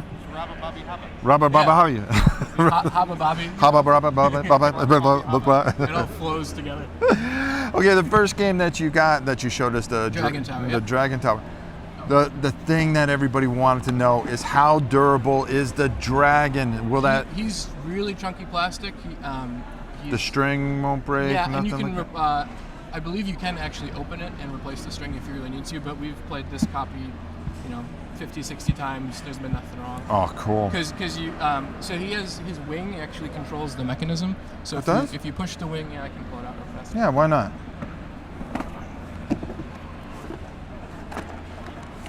Look at that beastie. So if his wing's down, you can pull the whole thing out, and then when you push his wing up, he actually starts winding it in. So it's kind of set up to not be able to be pulled on if it's not in the correct position. So the durability there, I think, is fine, and it's beautifully painted, beautifully sculpted. Really, I mean, it's heavy plastic. It's not gonna. Sam and I were doing this morning. Pulling rocks. Pulling rocks. Very cool. This is just fantastic. One thing, time to play and age range. It takes about 15 minutes, depending on how quickly you get through the memory aspect. This is only about, depending on where it is on the board, 2 to 3 minutes, depending on the board position of it. Okay. So if you get through the memory building aspect pretty quick, it plays in about 10 to 15 minutes. Very cool. And we're looking at a 5 and up range. I mean, you can slow the game down a bit for younger kids if you want to play just the memory building part of it. Right. And not worry about moving him back and forth or anything like that. But for adults or for slightly older kids, no problem. Cool little model there, Yes. definitely. Yeah, it's I mean, awesome. when The Rock comes in, does that mean our interview's over? Yeah, exactly. That's the length of time. Yeah, it's the length of time. For Rhino Hero, can they get extras if they have the original game? Get extras. Yeah, What do they mean? extra pieces. So you can use the original Rhino Hero box, the pieces, the floors, and the walls with this version of the game. You'll have to do a little bit of house ruling to when you draw the small floor tiles, right? But you can use everything together. And I think we'll have variant rules online for combining both sets. All right. Also, the other box fits in that box too. So if you only want one storage solution, you can do that. So. Okay. Also, the time and age that they asked for that one as well. The time varies quite a bit based on how good of builders you are. I mean, right. I've seen games go for like 20 minutes, 25 minutes, and I've seen games go for like 5 minutes because it all depends on when it collapses. So it really depends. I would say anywhere from 10 to 25 minutes in the gameplay. I've never seen the game finish with all the cards being played, but that is an end game trigger, and whoever is the highest will win. And the age range is again 5 up. Cool. Question: upcoming releases on your more grown-up side, Caraba and Adventureland. So we had an Adventureland expansion come out recently. It was extremely limited in the U.S. There might still be copies available on their website. It's called King and Princess. There's no new expansions planned for Caraba, but there are 3 new games in that similar weight of line coming up at maybe the end of this year, early next year. Nothing that we can announce officially yet, but there are more Caraba light style games coming out. I do the English rules editing, so I just edited a couple of the games. Oh God, that must be something to do. It's interesting, yeah. I don't speak a lot of German because we're a German-based company, but I usually get a translated version over. Neither do I. I just eat it. Hey, one question somebody did have. They have a small child with cerebral palsy. Is building the structure, are the structures sound enough that they shouldn't be an issue? As far as construction, I would say this is good. This is fairly flimsy by design. Right. So I don't know if that would maybe be the best fit. But this one, Dragon Tower, I'd say, yeah. Yeah, and oh God. I mean, the cardboard's thick. Yeah, this is thick. Yeah. Wow. And if you're looking for other animal or building games from us, Animal Upon Animal has really chunky wood pieces that you're stacking. So that might be good too. That might be good too. Yeah, but I would say maybe stay away from Rhino here just because the cards are meant to be flimsy for that one reason. And one more question that they had: how colorblind people friendly are the game pieces? I mean, these have different colored people on them, but that necessarily won't help with the colored X's, so that might be an issue. Right. For here, the wall heights are different, even though they're colored on the floor tile. They are actually different heights in the picture, so that shouldn't be a problem at all. And there's really no color dependency for Rhino Hero. The only color dependency from this game might be the X's that are on the tile. Gotcha. All right. I think that's all we have, Bobby, for you. Thank you for your time. Perfect. Thank you so much for coming here and spending time with the Yeah. mighty Dice Tower. We appreciate having you here, Bobby. Thanks, guys. Hey, that's it. Let's move on.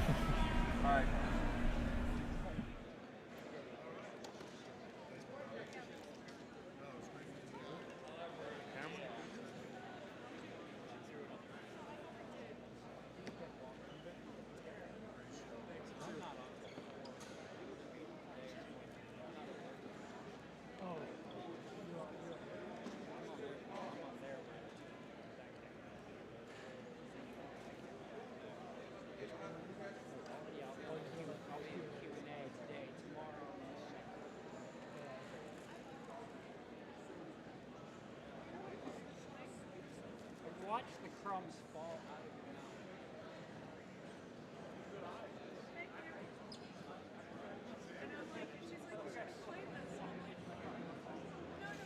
Wait till you finish up, that's all.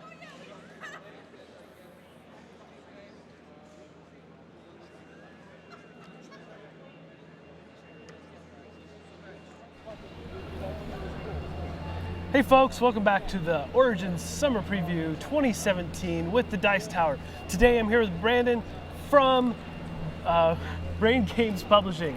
Tell us what you brought. Looks like you got some really fun kid games here. Yeah, these are all previews of stuff we're releasing at Gen Con this year. Nice. All importing from a small company in Lithuania called Logos. Okay. We just did some localization of the rules, a little bit of updating of the components, and imported it. So this one is the first one I've got here. This is Woohoo, originally Yoo-Hoo. I told them that's a chocolate drink here in the States and maybe we should change the name. Nice. So now it's Woohoo, and this is a very simple little kids game, kind of like a better Candyland. Oh, okay. It's a roll and move. What you're going to do is you're going to take your wooden die, you're going to roll it, and then you're going to advance your wooden meeple up the slide. This is a three-dimensional board here. Yeah, when you it's get really cool. When you get to the sixth spot, you slide down and you pick your favorite toy. Each toy is 1 point. The player with the most points wins. Okay, pretty That's simple, it. straightforward. If I land on you, I get bumped forward 1 space and closer towards my goal. There are advanced rules for this children's game where we use the secondary die, and this is just more options. So it's numbered 0 through 4, and it has a swap icon where you swap places. Right. But the game is still the same. You want the most toys. Yeah. In the advanced version, you can also have win by having 5 of the same color toy. And what are the ages on this? This is 3 and up. Okay, this is great, like yeah. first With game. these big chunky pieces, it's Right, perfect exactly. for that. Yeah. 3-year-olds go crazy for this game. Great. Well, what else did you bring? I have brought two more games from the same company that we are bringing available this August. This one is King Frog. This one has been very popular for adults to play with kids. So the first game, very much little kids game. This one, a little bit more going on to it. So what you're going to do with this is you're actually going to make a lily pad race. This is a race to be the King Frog. Nice. And in between each of these 3 special tiles, let me just move it like this. Yep. Can I see that on camera? Yep, looks good. Great. In between each of these 3 special tiles, I'll have 1 of each lily pad color. Okay. Now, once I've got that set up, similar to this, that looks good. Then we add our frog pieces to the board. So these frog pieces are super cute. They're little 3D wooden frogs, another like toy factor to the game. We take turns adding them. Once the youngest player places first, and then we either go in front or the behind of this little frog train here, and then the game begins. The frog in first place is given this chunky crown to signify that he is in first place, otherwise you'd lose track of where we are. And each player is given 5 of these mosquito cards. These are numbered 1 through 5, and in the beginning of the game, we each have a set of them. So on our turn, what we're going to do is we're all going to simultaneously lock in 1 mosquito card. Okay. This is how far we're going to move that turn. Then we all flip up and compare. So starting with the lowest number, that's kind of hard to read. Let's say these are the 3 we're playing. Nice. We'd have 1 more. Starting with the lowest number, you would advance around the board. So 1's the lowest number here. It's a frog game, so we're going to leap over anyone's in front of us. So 1 space here. Next lowest number is 2. He'd go 1, 2. Next lowest number are these 5s. We go with, oh, sorry, I'm not taking the frog. He's in first place now. Next lowest number are these 5s. We start with the frog in last place, furthest behind the crown. Yeah. And then he goes 1, 2, 3, 4, 5. 1, 2, 3, 4, 5. What you're trying to do is land on your color. Got it. If you do, wild is every color. If you do, you will take back your card. If you don't, you will lose your card for the rest of the game. So blue, yellow, and red would all have lost their mosquitoes, and 1 card towards losing the entire game. Okay. Fewer options on your turn, and eventually you will either run out of cards, he should have the crown, or you can win by, if you're the King Frog, lapping last place. Oh, nice. So if King Frog ever gets ahead of last place, game's immediately over, King Frog wins. Nice. And what are the ages on this one? This one is 7 and up. Okay, great. Again, big chunky pieces. Love that. Big chunky pieces. All right, so the last game I have is called Refruit. Reef Route is a game for 2 to 4 players where we are trying to get from one side of the ocean to the other.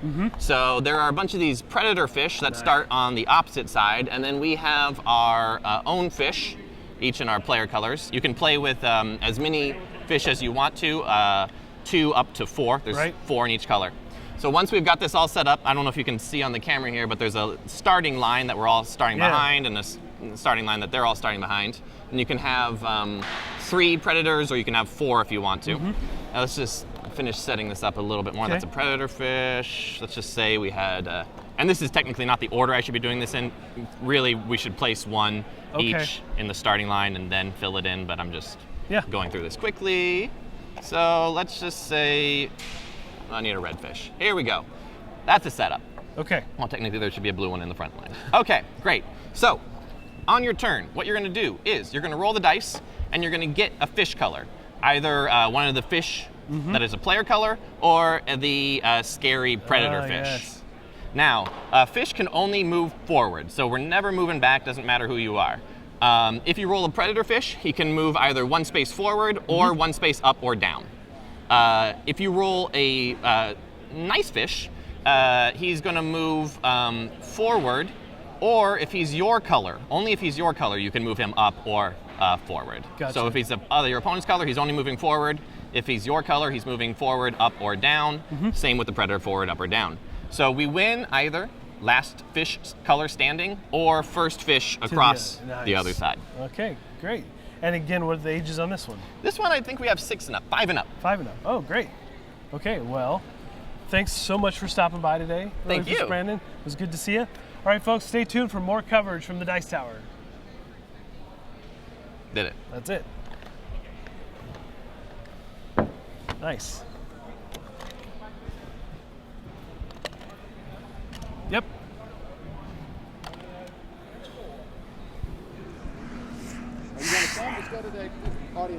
You on me now? All right, hey folks, I am going to spitball with you, but don't worry because I'm not actually going to launch any spitballs at you. It wouldn't hit you anyway because there's a camera between me and you. So you don't have to worry about getting hit with a spitball. That's my main point here. Anyway, we're going to have Brandon over here in just a few moments. So be, shooting the questions our way so that we can get some of those things asked to him. Let's see here. We have a whole bunch of questions and stuff about Iron Maiden and keyboards. And thank you for that, Kabuki Kid. We appreciate it. But let's see here. Question, can you, okay, you got that. Can you also move the Predators? Hopefully the Predators don't move. They had a really good season this year. Anyway, let's see. All right, hello Brandon. Hey, Sam. We are live over here, so Great. You'll have this guy, and you can hold that up to your own self there. Hello. And we have, let's see. All right, so one that just popped up was, and they said it's more of a suggestion, but is it possible to change the spot pattern on the top of the frog so that colorblind people can play easier? That actually plays into another one that was asked, can the frogs be distinguished apart from color? No, it is not a colorblind friendly game, and I apologize for that. Okay. Yeah. All right. Can the Predators also move in, Yes. I believe, the Reef Route Yes, game? absolutely. So the Predators move just like your own color fish. So they're always either moving forward, up, or down every time you hit. So if you rolled 2 Predators, you would move either the same Predator twice or 2 different Predators. All right. Forward, up, or down 1 space. Okay, cool. So this one on the bottom here, Brain Games, is Woohoo. Woohoo! That one I didn't see. I was doing something else, but that was a cool board. That elephant is Awesome. Yeah. That's really cool. Yeah, so this is for three-year-olds. So it's component focused, not gameplay focused. Right. The rules are you just roll and move. It's a roll in Candyland. You, Right. Move up. Yeah. When you get to the top, score point.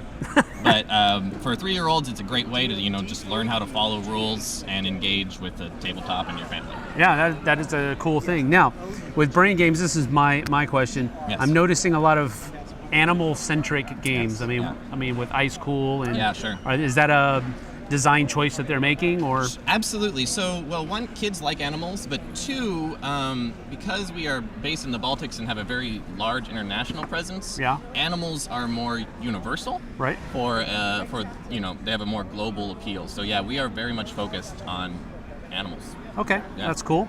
All right, let's see here.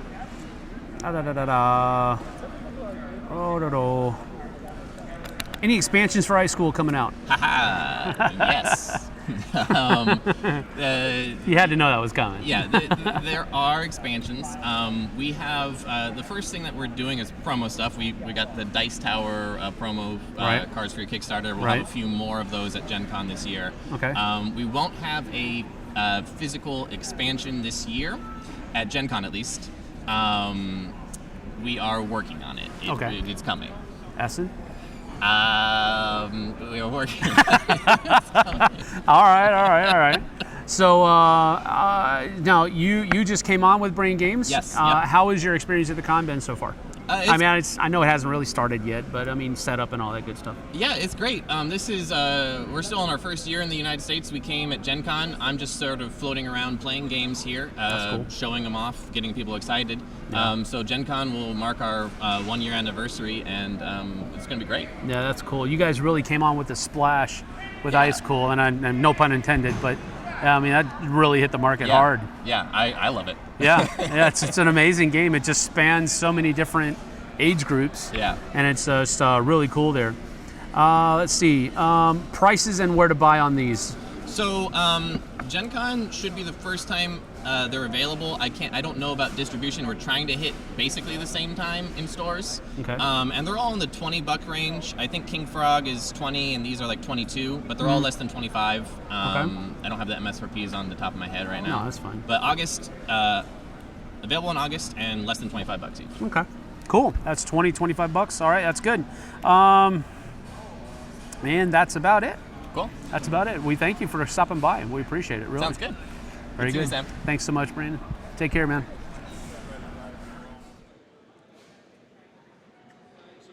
Thanks.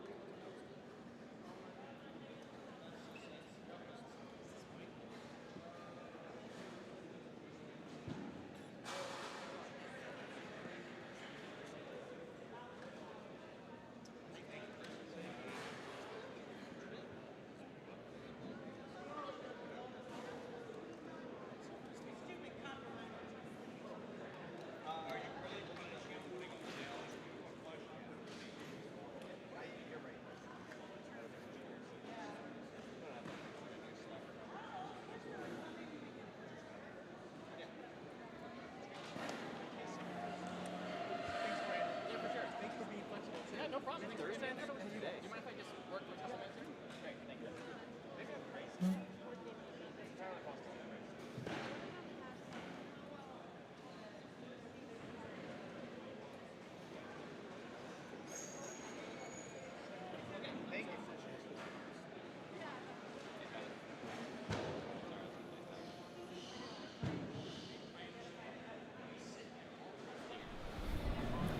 Hey folks, welcome back to the Origins 2017 Summer Preview with the Dice Tower. And I'm here with Rob from White Wizard Games, and I'm excited to see what you brought. So we got a lot of cool stuff here today. So first off, I want to talk about Hero Realms, specifically the Hero Realms campaign. Now, this is something people have been waiting a long time for. It was part of our Kickstarter as sort of a second wave. So in the first wave, people got the Hero Realms base game and the character packs. Those are out in stores now, and Hero Realms is super fun. It's a deck building game using the Star Realms engine, but it's got a fantasy theme. You can play as specific characters, PvP, lots of different play modes, multiplayer, 2-player, and it's a ton of fun. But the campaign is going to completely transform Hero Realms. You can still play it like you've been playing it, but you can also play it as a cooperative leveling deck building game. So you take your character from your character pack, and you are going to have all your friends do the same thing. Everybody chooses a character, and you have the campaign set, and you're going to play together against missions, go on adventures together. You're going to gain experience. You're going to find treasure. Your character is going to improve from mission to mission. So when you start a mission, you reset your starting deck. So the stuff you bought from the market, the last game, that goes back to the deck. But treasures you find that modify your starting deck, you keep those, and your character will improve over time. In the back of the rule book and on our website, we're going to have a PDF for character record sheet so you can print out, so you can keep track of the things that your characters gain, just like you would with a role-playing game. Great. What are some of the missions like? So we just sent the Hero Realms to the printer, and we have here mock-ups of some of the stuff from the first mission. Now, in this first campaign set, there's going to be 3 separate missions. And in each mission, there's going to be a boss referred to as the Master, which you are going to be battling against, trying to defeat. The Master, we have these giant-sized cards, so you can see they're a lot bigger than a regular card, and this tells you who the Master is, what their starting health is, their special abilities, and on the back of the Master card is the leveled up version of the Master. So just like your deck improves throughout the course of the game, the Master can get more powerful as well. Setup is really fast and easy. There are the Master has his own deck, so you put the Master on the table so everybody can see who the Master is, and then you create the Master's deck. The Master has these mastery cards, which represents the Master's experience, his ability to level up. And then there are setting cards, which have a little S on the bottom, so they're easy to identify. Those are going to be in every single Master deck in the first chapter. And then you have the mission cards, and these have a 1 on it because they're from the first encounter. And then there's ones with 2s on it and ones with 3s on it. So you take the appropriate encounter cards, shuffle that in with the Master card, and then the setting cards. Now with the setting cards, if you're playing with 5 players, you just use all of the setting cards. If you're playing with less than 5 players, for every player you're short, you shuffle this and pull 3 of these out. So the deck will get small. The Master deck gets a little smaller if you have less players.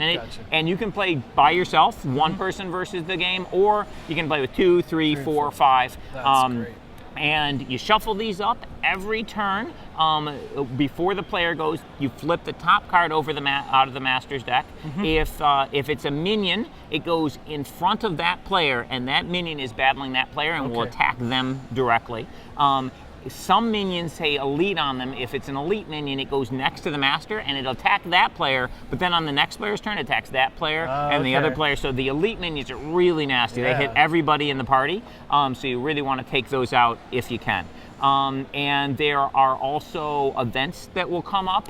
So when an event comes up, you read what it says and you'll follow the instructions. And also there are cards that will stay, hazards, which will stay in front of the player. So that can affect the play on that player. And there's ways to clear the hazard, which are written right on the card. Now, when you're sitting around the table with your friends, if I'm sitting next to a player, I can help them out. So basically, if there's a bad guy in front of you, I have the option. If I've cleared all the bad guys in front of me, I can attack the bad guys in front of you, or I can attack the Master or the minions in the Master's area. So basically, but if there's someone 2 away from me, I can't help them. Okay. And you can also heal players that are next to you. You can assist each other in various ways if you're sitting next to each other. So you kind of have a marching order for your party. Right. It's like you're marching down a hallway or something. And basically, the player who there's a person in the front and there's a person in the back. And if you're sitting on a round table or whatever, you put the master as a divider between those. So the master has sort of a virtual seat on the table, and the players who are have the master in between them are not considered next to each other. One's the front of the party and one's the back. So you can't. Those two can't help each other. I like it. And when you complete a mission, there will be treasures that you can find. We have some example treasures here. Oh, yeah. Some of them are one-use treasures, like the elixirs, and some of them will be permanently added to your character. That is so amazing. you can find items, or sometimes even champions who will be coming along with you, which you get to add to your deck. Those cards are really fun. Additionally, players will get experience points. Okay. And we've created, you know how in the character packs there's skills that come with them? Yep. We've created entire skill trees for every character. You can spend your experience points, you choose where you want to do it. So like you can go from like Fireball, you can change to have a larger radius of effect, or to hit your area and another area. The various skills you can upgrade. So you'll choose how you want to upgrade each skill, how you want to spend those experiences. Do you want to add to your starting health? Do you want to improve your once per turn ability? Do you want to improve your sacrifice ability? So you'll have experience that you can choose how to spend. You'll have magic items that you find randomly, so you'll get some of them, you won't get others. And your character will improve over time, and the missions get harder and harder. Super fun, super cool. I can't wait for people to have it. Yeah, I'm extremely excited for this one. So that's Hero Realms. On Star Realms, we have some really big news, which we're talking about the very first time here. Starting in next month, we're bringing Star Realms back to Kickstarter with a brand new box set. This is the first time Star Realms been on Kickstarter since our company began. Right. So we have a set called Star Realms Frontiers. This is a large box set. It's going to have an entire new 80-card trade deck. It's going to be a 4-player game like Hero Realms. It's going to have those 2-card scorecards like Hero Realms does.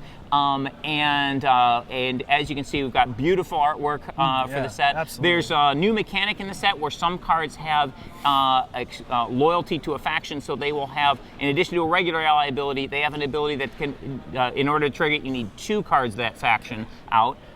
So like this, like the light cruiser here. And as always with Star Realms, gorgeous artwork, really cool game mechanics on the cards.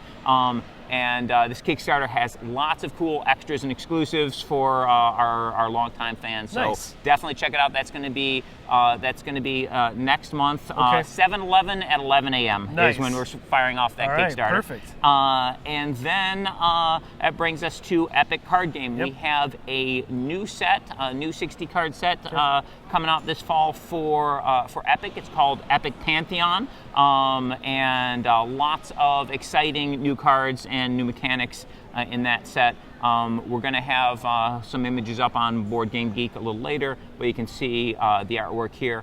Also for Epic Card Game, we are now opening up the digital alpha. So there is a digital version of Epic Card Game. It's a lot of fun. We did a Kickstarter for it, and it's available for to our backers right now. They're playing. We're opening up the alpha. You can go to whitewizardgames.com, click on the store button, and for $20 you can get into the alpha. And when the full version comes out, you'll get $20 worth of event tickets. And when you buy, just like with a physical game, when you buy the digital Epic, you get all the cards in the game. So much like Star Realms, when you buy it, you've got everything. You can play a ton of different formats online. Super fun. So that is also available. So lots of new stuff from White Wizard Games. Exciting news. All right, great. Well, Rob, thanks for joining us. Thank you so much. Appreciate it. All right, folks, stay tuned for more coverage.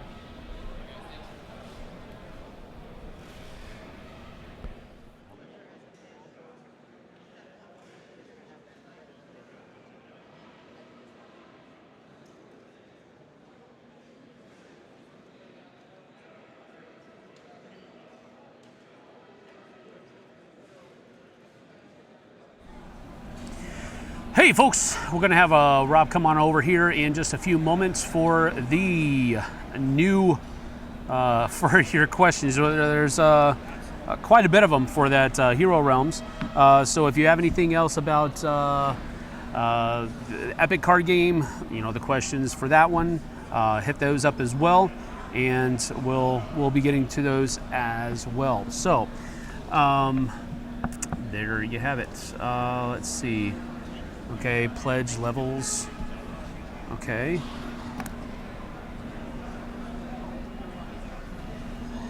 Got that one. Pledge levels for Star Realms. Kickstarter. Alrighty. All right, come on in. Huh? What are you doing? Stop causing trouble. Come on in. Good to see you, Rob. Hey, good to see you. All right, so we do have some questions for you. Awesome. Mainly concerned with the campaign mode for Hero Realms. Yep. Sounds really cool, by the way. But how many new guards are going to be in the campaign mode? So, sorry, you did that. Oh, sorry. So the boss has minions, which function identically to players' champions, and some of those are guards, and some of those are regular minions. Gotcha. If it's a guard minion, if you're fighting in that area, you have to take out the guard first before you attack the regular guys. Okay. Now, if you have any minions in your area whatsoever, whether it's a guard or not a guard, you may not fight outside your area. So basically, there's a guy right up in front of you fighting you. So, so even if it's a non-guard, you have to take it out before you can attack other areas. So the master's guards protect non-guards and the master in that particular area. Okay. And the regular champion, the regular minions just fight in that area, and you do have to clear the minions from your area before you can fight outside. Okay. What about, are there any new heroes planned to come out with campaign mode? So, not for this storyline. So basically, we do have more heroes planned, but basically, we are going to do four campaign sets that are part of this particular storyline, the Rune of Thandar storyline, and each one has multiple missions. The first one has 3 missions, and then everything you need to play through your character through the campaign. So your entire skill tree for that campaign. In the future ones, those will have more missions because they won't need that character stuff. So the future ones will have 6 missions. The first one has 3. So in all, there's going to be 21 missions you'll be able to take your character through over time. This is the equivalent of a series of modules for a role-playing game, taking your character from like first level up to 20th level or whatever. Yeah, I remember buying those. Yeah, they come like sealed in a pack. Exactly. So basically, you'll be able to campaign through. Now we're going to create other campaigns where they start from scratch and they have a whole bunch of missions, just like this series will have. And every time we launch a new campaign set, there'll be a new set of characters. Now, the campaign will be designed with those characters in mind. However, you'll be able to run any character you want through, provided you start at the appropriate experience. So basically, when you get the first one of a series, you just start with the base character as it came in the pack. Got it. And then you work your way up. Okay, cool. How can you reiterate how many it plays up to? 1 to 5 players for the campaign. Okay. So the nobody has to play the game master. Basically, there's instructions on the cards, and it's programmed, so it'll play the bad guys play automatically, and then each player in the game is just one has their own character pack. So you need the base game, you need a character pack for each player who's playing, and then you can play up to 5 players, and you can play it solo. You can play 1 player versus the game if you like. I personally like having a party and working together with people and figuring. Does it scale well? It scales. It does scale well. So basically, that thing I was talking about before, where the setting deck, you modify the number of cards that are in it based on the number of things that determines how thick the master's deck is. And how thick the deck is determines how quickly the master's experience points comes up. And when the master gets a certain number of experience points, he flips over, becomes a lot more powerful. And you have to. It does scale very well. All right. Any chance for an all-in-one box for Hero Realms? So, never say never, but basically we don't have any immediate plans for it. The idea with Hero Realms was to make a game that was expandable. So one of the great things about the Realms engine is everybody can play it. If you have a non-gamer, you can sit Star Realms in front of them and you can play, and they very quickly they get it and they like it. Mm-hmm. It's a little bit like like a Monopoly in that anybody can play it. But the Realms deck builders are great for advanced players. They're super fun. There's a lot of meat there. So what we didn't want to do with Hero Realms was have people who were casual gamers. They were excited about it. They buy the base game, and then we're throwing characters at them and campaigns at them and all this advanced stuff. We wanted to give them an experience that was similar to Star Realms, easy to understand and fun to get their feet wet. So if you have a non-gamer friend, you can start them out playing Hero Realms, and after they played for a little while, you can say, hey, you want to try these character packs? Yeah. They're really fun. You add those in, get them used to that. Then you can be like, hey, there's this campaign thing. We can play together. You want to try that? Yeah, and so cool. you can baby step them up. But if you look at the pricing on it, the base Hero Realms base game is $20, and most deck builders, a 4-player deck builder with that level of art and gameplay, normally those go for $40. Yeah. And if you get an expansion for a deck builder like that, $20, $30, sometimes $40 for the expansion. So even if you get all the character packs, the base game, and the campaign, you're still looking at the price of a regular deck builder with a single expansion, and the amount of play you get is phenomenally large. So. Great. Okay. Do you have a plan for different roles or heroes in Star Realms? So check out the Kickstarter coming next month. Okay. I think you'll be pleasantly surprised. All right, that rolls into this question. Do you have any idea what the pledge levels are going to be for the Kickstarter? So we'll have a no frills level like we have with all our Kickstarters at about $20. Okay. And then there'll be a level that's about $30 where it'll have the base game and all the Kickstarter exclusives and a set of Kickstarter promo pack, all the stretch goals, some promo cards that'll be coming out in stores throughout the year. So a bunch of extras for about $30, and then we'll, much like the Hero Realms campaign, there'll be a higher level which contains expansions that'll be coming out later on in retail. Although everybody's going to get everything at the same time with the Star Realms Kickstarter. It'll be a one-shipment Kickstarter. Cool. Now, the actual question was, when will the Hero Realms mobile app be available? But Ms. Moynihan was in here, and she said there isn't one available. So, so basically, we love making digital versions of our physical games, but we want to make sure all of our products are very high quality. Gotcha. If you played the Star Realms app, like most people think that app's great, we love it, and we are currently, we've been working on the Epic. We have the alpha out for Epic. We're also making improvements to Star Realms, and we do want to make a Hero Realms digital, but it's going to be a long time before that's available because these things take a lot of time in the development stage to get them ready, and our digital team has not started that project yet. So that's the very soonest that would be possible would be a year down the road. So it is on the docket, though. It is on the docket, and when we do it, it's going to be awesome. Good, but we're going to take our time with it and make sure we do it right. All right, a couple other questions here. Will there be a larger box produced in the Kickstarter so that it all fits in one box? I imagine it will.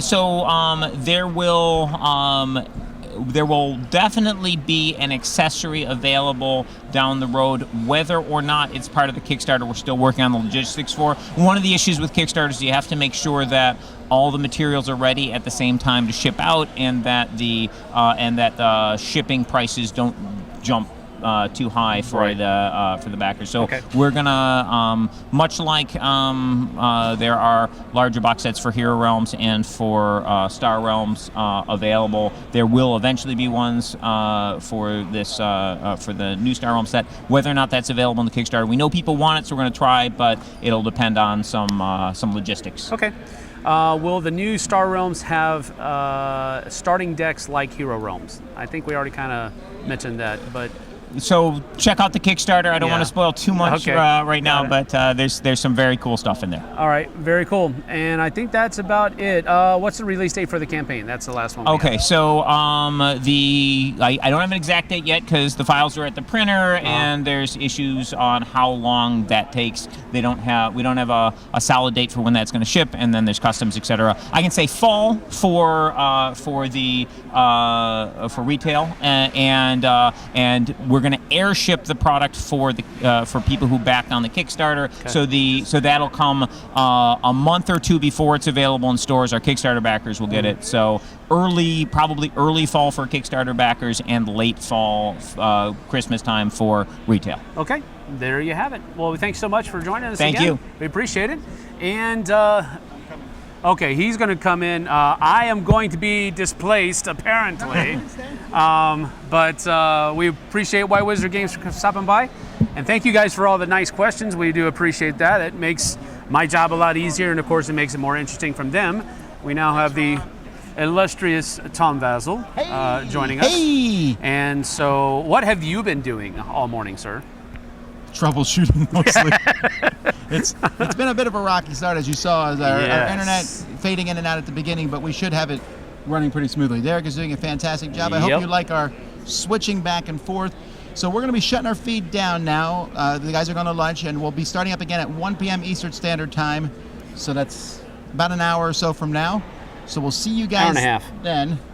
Well, hour get and on 20 early. minutes. Get these people on early, right? Okay, hour from now.